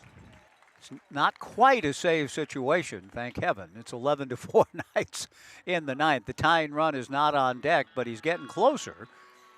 Kellen Siegel will come in. We'll take a 90-second pitching change break. It looks like Kellen is coming in out of the dugout to try to get the final out.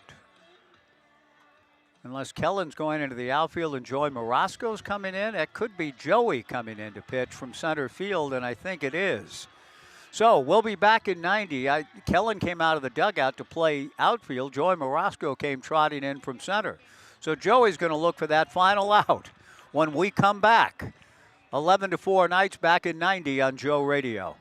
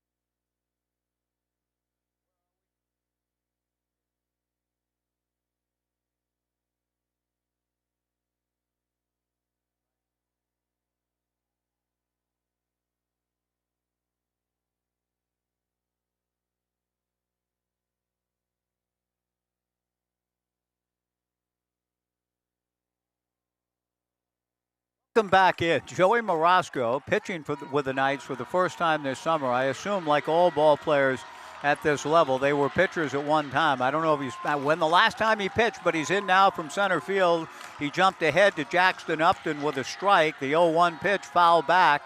The 0-2 pitch outside from Joey, ball one.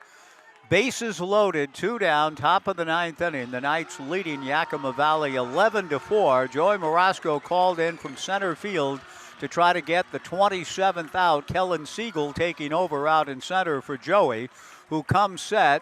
The 1-2 pitch, a fly ball towards right center field. Kellen Siegel on the run, can't get it. The ball gets by him. 2 runs will score. And Yakima Valley cuts it to 11-6 here in the top of the ninth inning. On a 2-out 0-2. It was 0-2, goes to 1-2, and then Jackson Upton delivers a 2-run single to right. Now the Knights 11 and Yakima Valley 6. And Cole French, the batter. Max Workman and Parker Burt coming in to score. Cole French takes a strike from Joey, and the count 0-1. Give Joey this, he's come in and thrown strikes. It was a strike away from ending the game, gives up a base hit. Now Joey, with runners at the corners, delivers outside. 1 ball and 1 strike to Cole. 11-6 Knights, top of the ninth inning. A game the Knights have utterly dominated. The Pippins making a late run. The 1-1 pitch outside from Joey, ball 2, 2-1. 11-6 Knights in the top of the ninth inning, trying to put this one in the books, and it has not been easily enclosed. The 2-1 pitch just outside, ball 3, 3-1. It's possible that Cooper Markham could end up, if Joey's not able to get the final out and Markham does come in, it's possible he could be looking at a save situation after all. Joey's 3-1 pitch, a strike. He threw it in at 73 just to get it over the plate to Cole French. And again, Joey and the Knights a strike away from wrapping it up. Outstanding, versatile player, Joey looking for the final out. The 3-2 pitch, he gets it. Swung on and missed. Strike 3. Joey Marasco gets the strikeout, throws his right fist into the air and the ball game is over. You're right, I agree. Nice to see you, Missy. So the Knights get it done. Joey Morosco out of center field coming in to get the final out with a strikeout. The Pippins get 2. The Knights have won the opener and are this close now to clinching a playoff berth. I think with a win tomorrow, they would be in. But we'll sort all of that out tomorrow, and we'll look forward to seeing you here at the ballpark. The Knights winning the ball game by a final score of 11-6. 11 runs, 9 hits, and 1 error. The Yakima Valley Pippins, 6 runs, 7 hits, and an error. Luke Shepler gets the win for the Knights, and the Knights improve in the second half of West Coast League play in the South Division to 14-8, and they improve to 27-22 overall. Want to thank you all for tuning our way tonight. We'll be back again tomorrow for Game 2. Star Wars night. Bone up on your Star Wars trivia, and you may win some prizes, and hope you enjoy the atmospherics of the next to the last home game of the regular season. 5:05 Fan Appreciation Day with a lot of prizes given to the great fans of the Corvallis Knights come Sunday. The Knights get it done. 5 RBIs for Tate Hammond. Strong pitching from Bryce Hill and Luke Shepler. Again, our final score, the Knights 11 and Yakima Valley 6. We'll see you tomorrow night right back here at 6:20 on the Knights live stream and Joe Radio. So long, everybody.